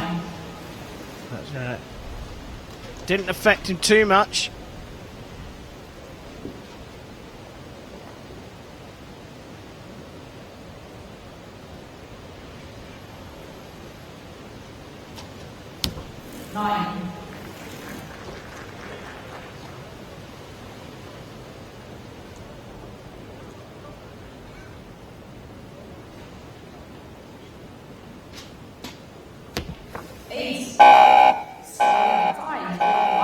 So dropping down into an 8 in the final arrow, and Han has handed back a level score with Draninski. They go into the final end all level, and it's come down to just 3 arrows each for the bronze medal here in Bosch. This is the tightest match we've seen so far in this arena. Great to see things close to the very last. Draninski, of course, has the experience. 3 individual medals at the Paralympic Games, including that win in 2008.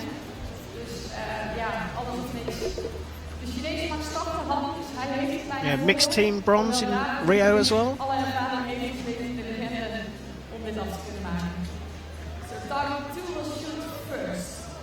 The obligatory K9 spectator at World Archery events.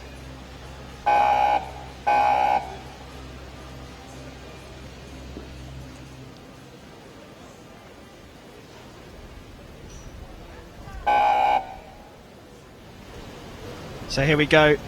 This for the bronze medal at the World Championships of 2019.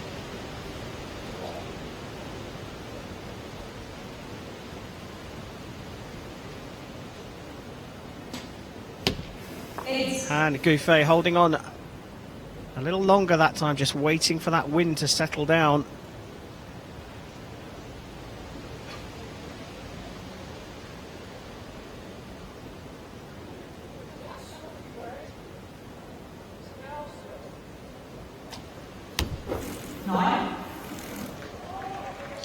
Extremely solid, extremely confident.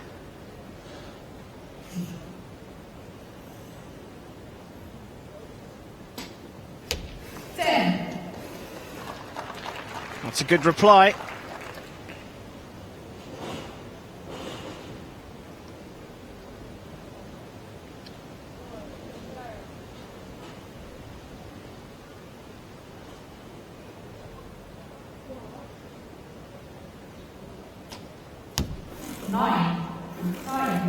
So it all came down to 3 arrows. Well, they're all square still after 2 of those 3 arrows. So it's all about the final arrow in the bronze medal match. Han Gufei to shoot first.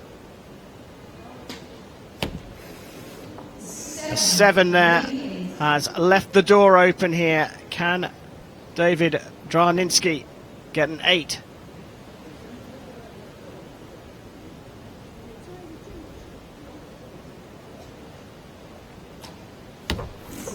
Oh, he's done it with a 10. David Draninsky has come from behind, and look at the delight. He's taken the bronze medal here in Den Bosch at the 2019 World Championships. What a great performance. We talk about finishing strong. Han Gufei shot his worst arrow of the match with his last arrow, a 7. David Draninsky probably shot his best arrow of the match with his last arrow. He knows it and he loves it. Let's wait for the official confirmation, and there it is. It's a bronze medal. I think you can hear from the stadium announcer confirmation of those final 3 arrows, and a little dance from David Draninsky. He's going to be on the podium here in the Netherlands a little bit later on today. Give a big hand of applause for the number 4 of the world, Han Gufei, People's Republic of China.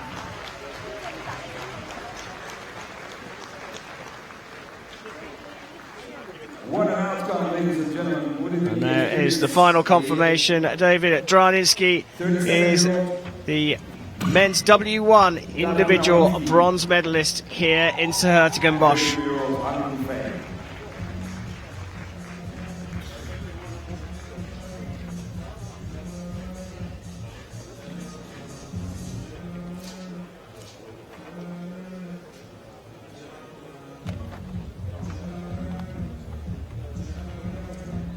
En je legt het al heel goed uit, in zo'n finale eind, als je dan gelijk staat, is het alles of niets voor de bronzen medaille.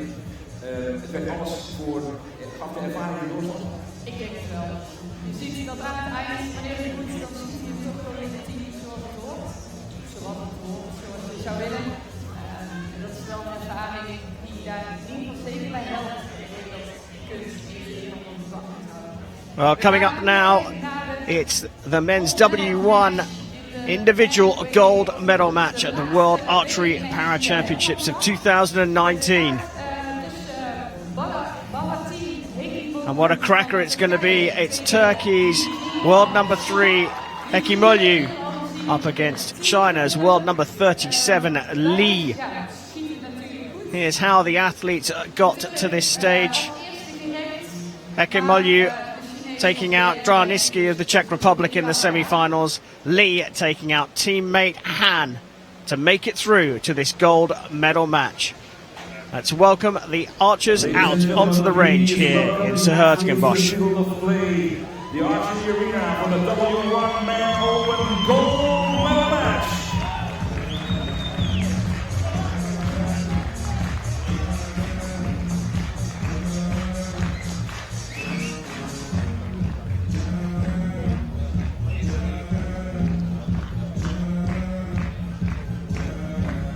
So shooting on target number 1, the 29-year-old Turkish athlete and world number 3 who shot a 670 in the ranking round to come through ranked first for the knockout stages. It's Bahattin Ekimolu. Representing the People's Republic of China. He goes up against the The world number 37, the 25-year-old Li Ji of China, he shot a 6.55 in the ranking round to come out ranked third for the knockout stages, taking out Yegit Aydin of Turkey in the quarterfinals, but he faces perhaps a tougher prospect in another Turkish athlete, Heki Molyu, in this gold medal match.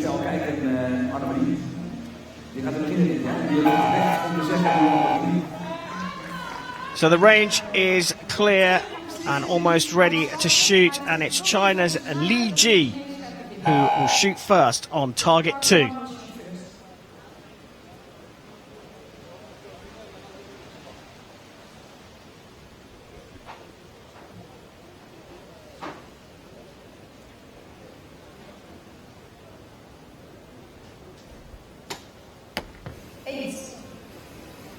Solid sighter there from Lee. He has a lot more strapping to his chair than Heki Molyu.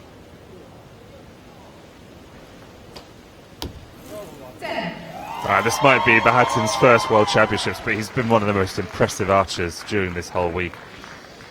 He had a 12-point lead after the ranking round to take the top seed with 670 points, 10 off David Draninski's world record, but easily the best here in Den Bosch, and he's continued that form all the way through the eliminations.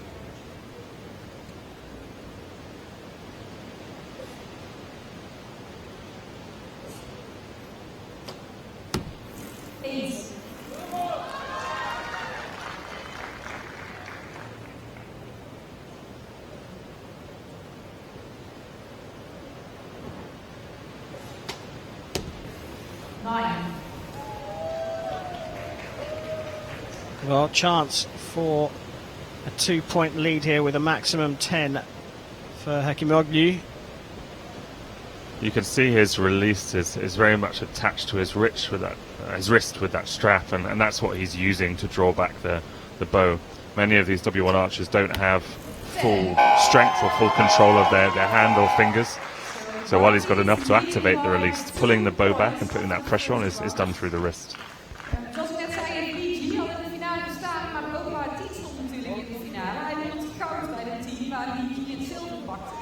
Bijna zijn al een beetje wel. Well, a 10 was what was required to take a 2-point lead. A 10 is what Bahatin Heki Molyu got.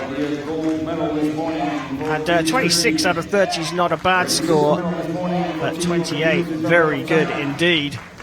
So warm welcome once again to all our archery fans from the Republic. Take a look back at all 6 arrows, Chris. Quite a spread.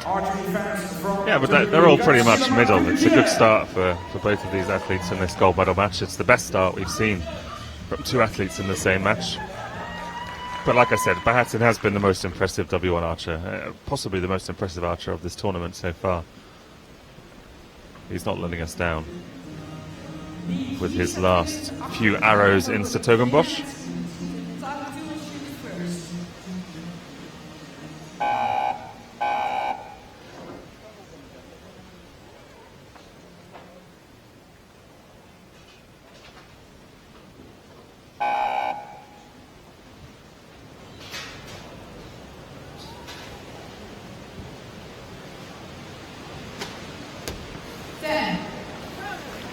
Great start to the second end for Lee. Now that wind is really picking up.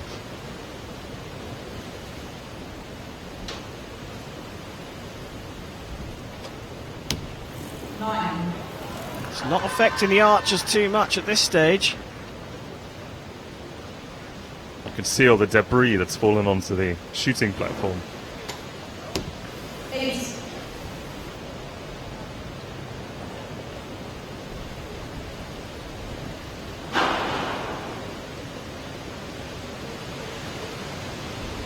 Well, struggling with his process this time around. I'm a huge fan of this 30 seconds being allowed for para athletes. They're not all using it all the time, but it means they don't have to rush things. 9. And that's the result. All square in this end.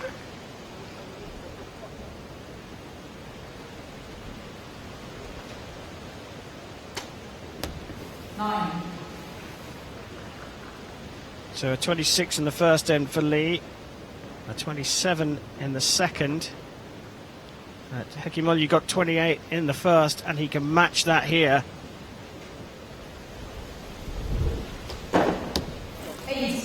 Pushes it into the 8, so actually gives away a point, but still leads by a single point at the conclusion of 2 ends. Yeah, you could see how that last arrow ended. It kind of kicked out to the side. Now that could be because of the shape of the foam and the target, or it could be that he torqued the riser of the bow as it let go and it just didn't quite straighten up over the 50 meters.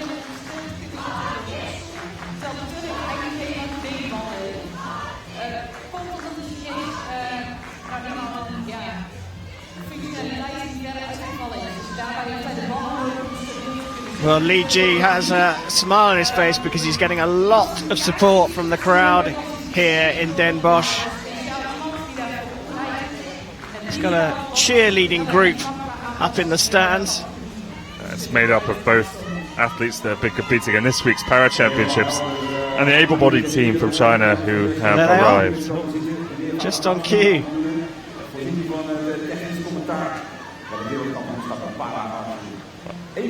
That's Bahattin's fan club. Yeah, that is Bahattin's fan club, but Li Ji has got an equally a vocal group cheering him on as well.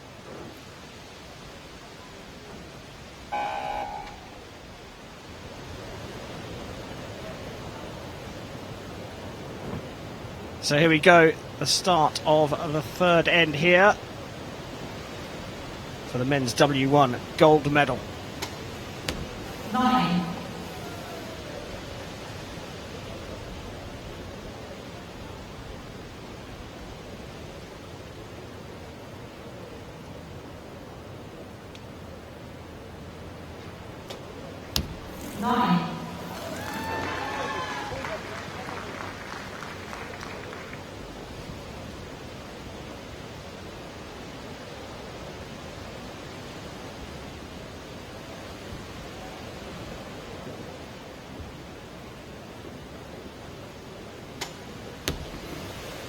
Well, that was a nice shot following the arrow down the 50-meter range.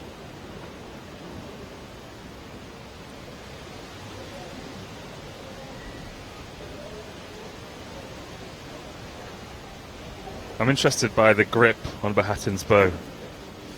It's unusual.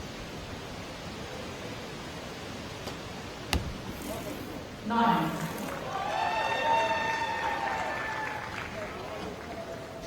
Right, it's working for him. 10. But what a great finish to the end for Li Ji.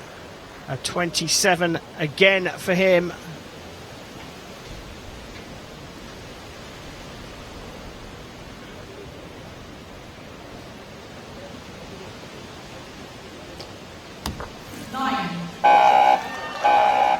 But it's a 27 for Bahattin Hekimolu, and he still holds a 1-point lead here in this gold medal match after 3 ends. Yeah, 81 points is a 9 average.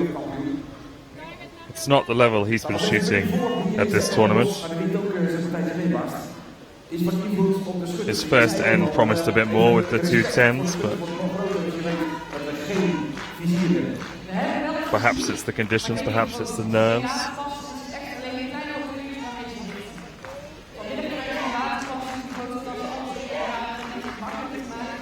A good view of the agents collecting the arrows. They bring those back down the range.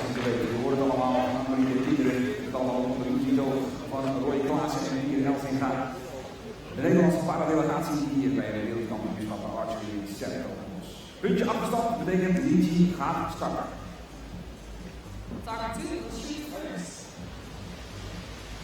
So start of the 4th end here in the Netherlands.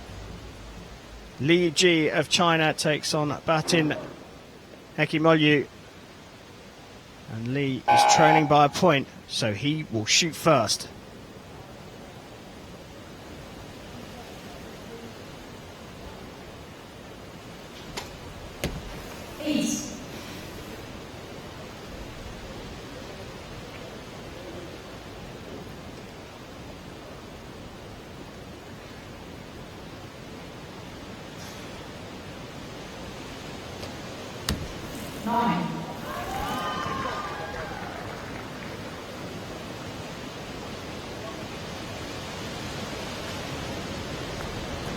good decision to wait while that blows.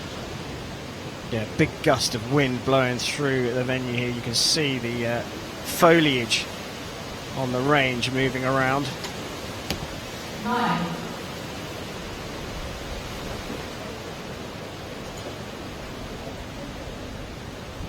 The wind does look like it's changed direction. It's now blowing from the right as the archers look at the target. Whereas before it was coming straight at them. 9. Nothing is putting Hekimolu off his stride here.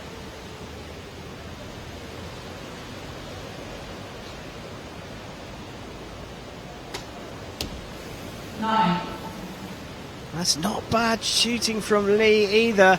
You just get the sense that the 8s need to be dropped from his game if he's going to stay in this match.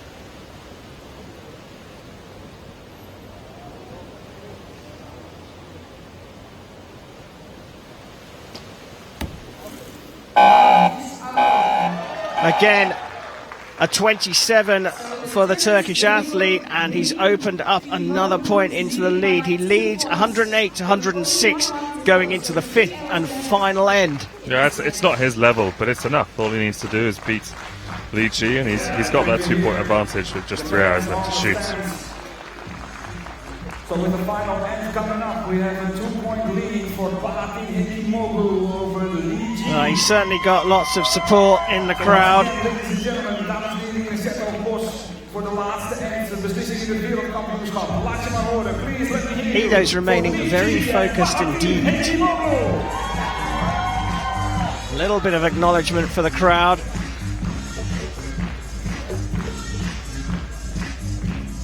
Well, number 3, Bahatin Hekimolu there in fine form. Chris, you're saying not necessarily up to his normal, very, very high standards. In the quarterfinals, he shot 143, and in the semi-finals, he shot 143. He's averaging 9 points an hour here in the gold medal match, and that's on pace for 135, which is, 8 down.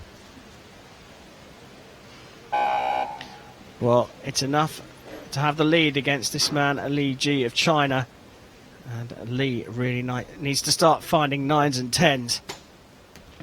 9.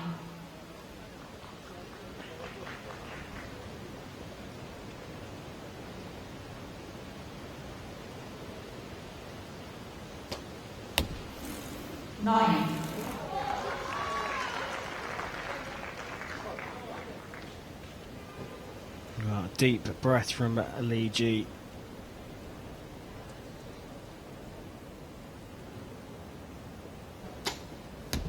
Nine.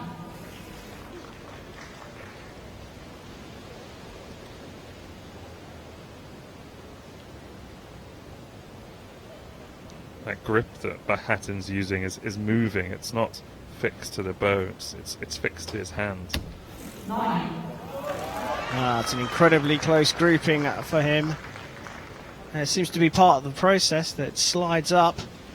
But Li Ji with 1 arrow left in this gold medal match. That looks like it's on the 9-10 line. It's marked as a 9. So you see it's now marked as a 9 asterisk. But a 9 will be enough for Hekimolu.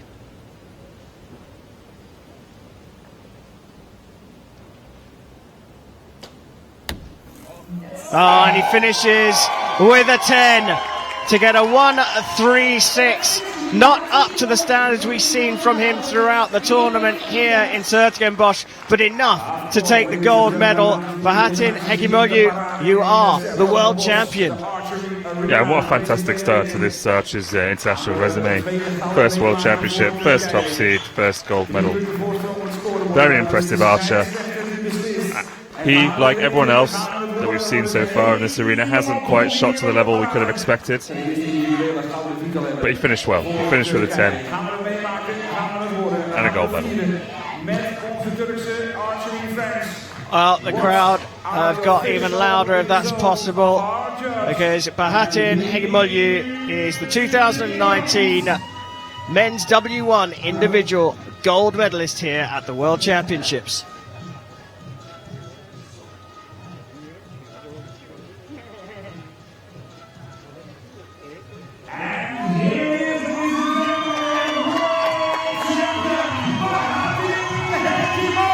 Well, that cheer is for the final confirmation from the target judge that the arrows on the final end were scored correctly. Bahattin Hekimoglu is the 2019 world champion.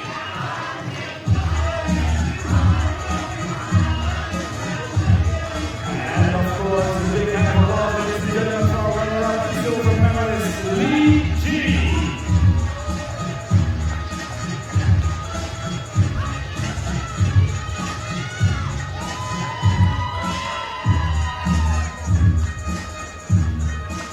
Second gold medal for Turkey today.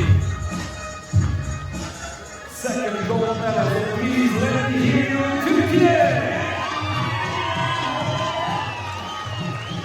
And a few moments from now, we'll victory ceremony. And we will celebrate gold, silver, Here are the final rankings for the men's W1 individual.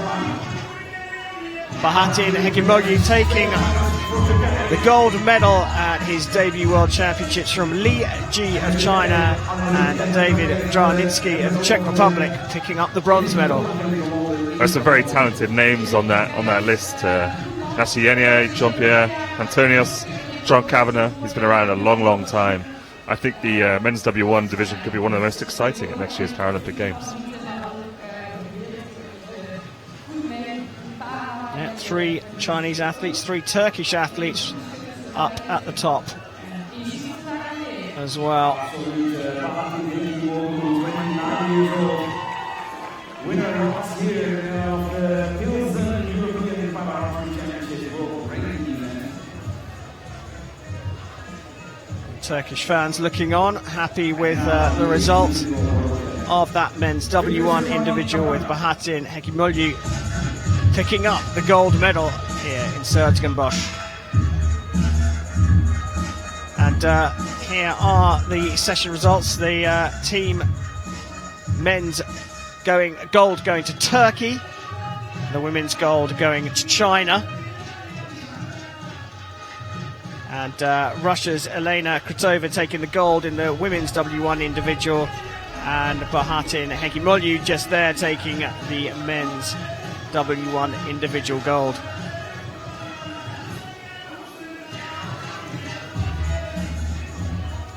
It's time to welcome the men's W1 athletes back onto the field of play for the medal ceremony.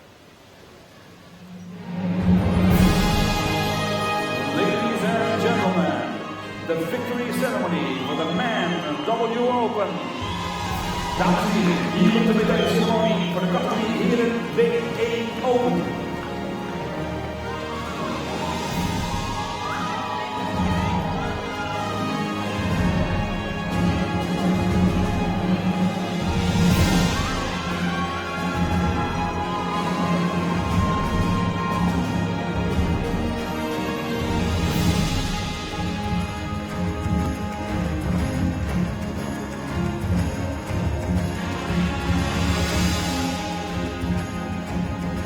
Medals will be presented by World Archery Secretary General. Medailles zullen worden overhandigd door de secretaris-generaal van World Archery, Tom Dillon.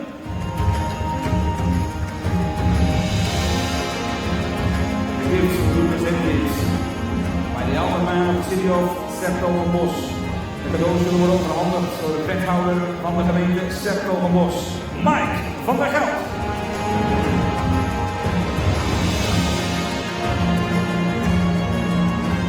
Bronze medal representing the Czech Republic. Bronzen medaille namens Tsjechië. Well, he was an Olympic champion in 2008, picked up a silver medal at the Paralympic Games in 2012 and 2016. It's bronze here at the World Championships of 2019 for a clearly emotional David Draninsky. Silver medal. Tom Dillon presenting the medals along with Mike van der Geld, the Den Bosch alderman. Li Ji. Well, a 25-year-old Li Ji, ranked number 37 in the world from China. Well, he's going to rocket up the rankings here. He's claimed the silver medal here in the Netherlands.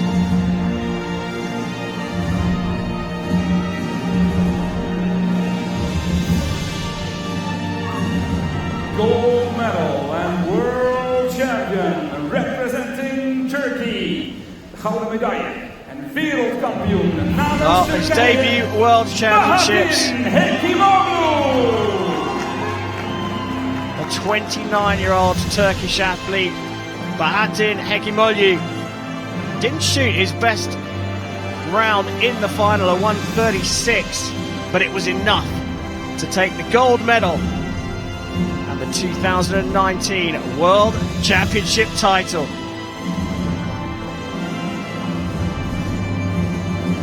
Ladies and gentlemen, for those who are able, please rise for the national So anthem now it's time of Turkey. for the national anthem of Turkey. Gaat er alsjeblieft nu staan voor het nationale volkslied van Turkije.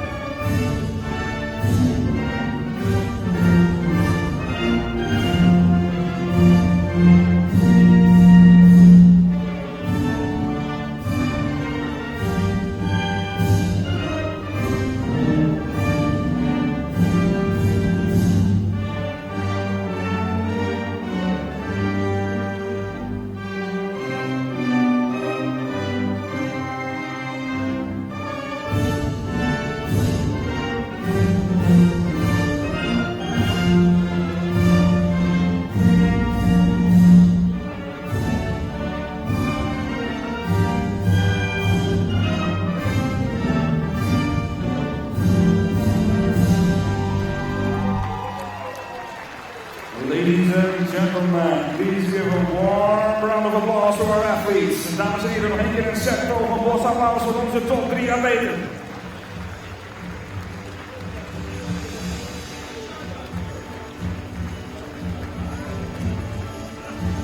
Well, there we go.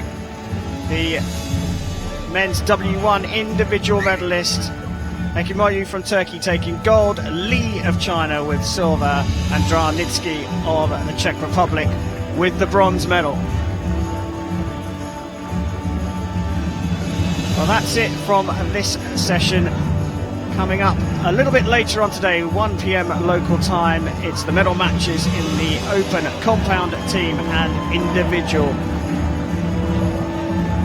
So thanks very much for joining us for the W1 events here in Den Bosch.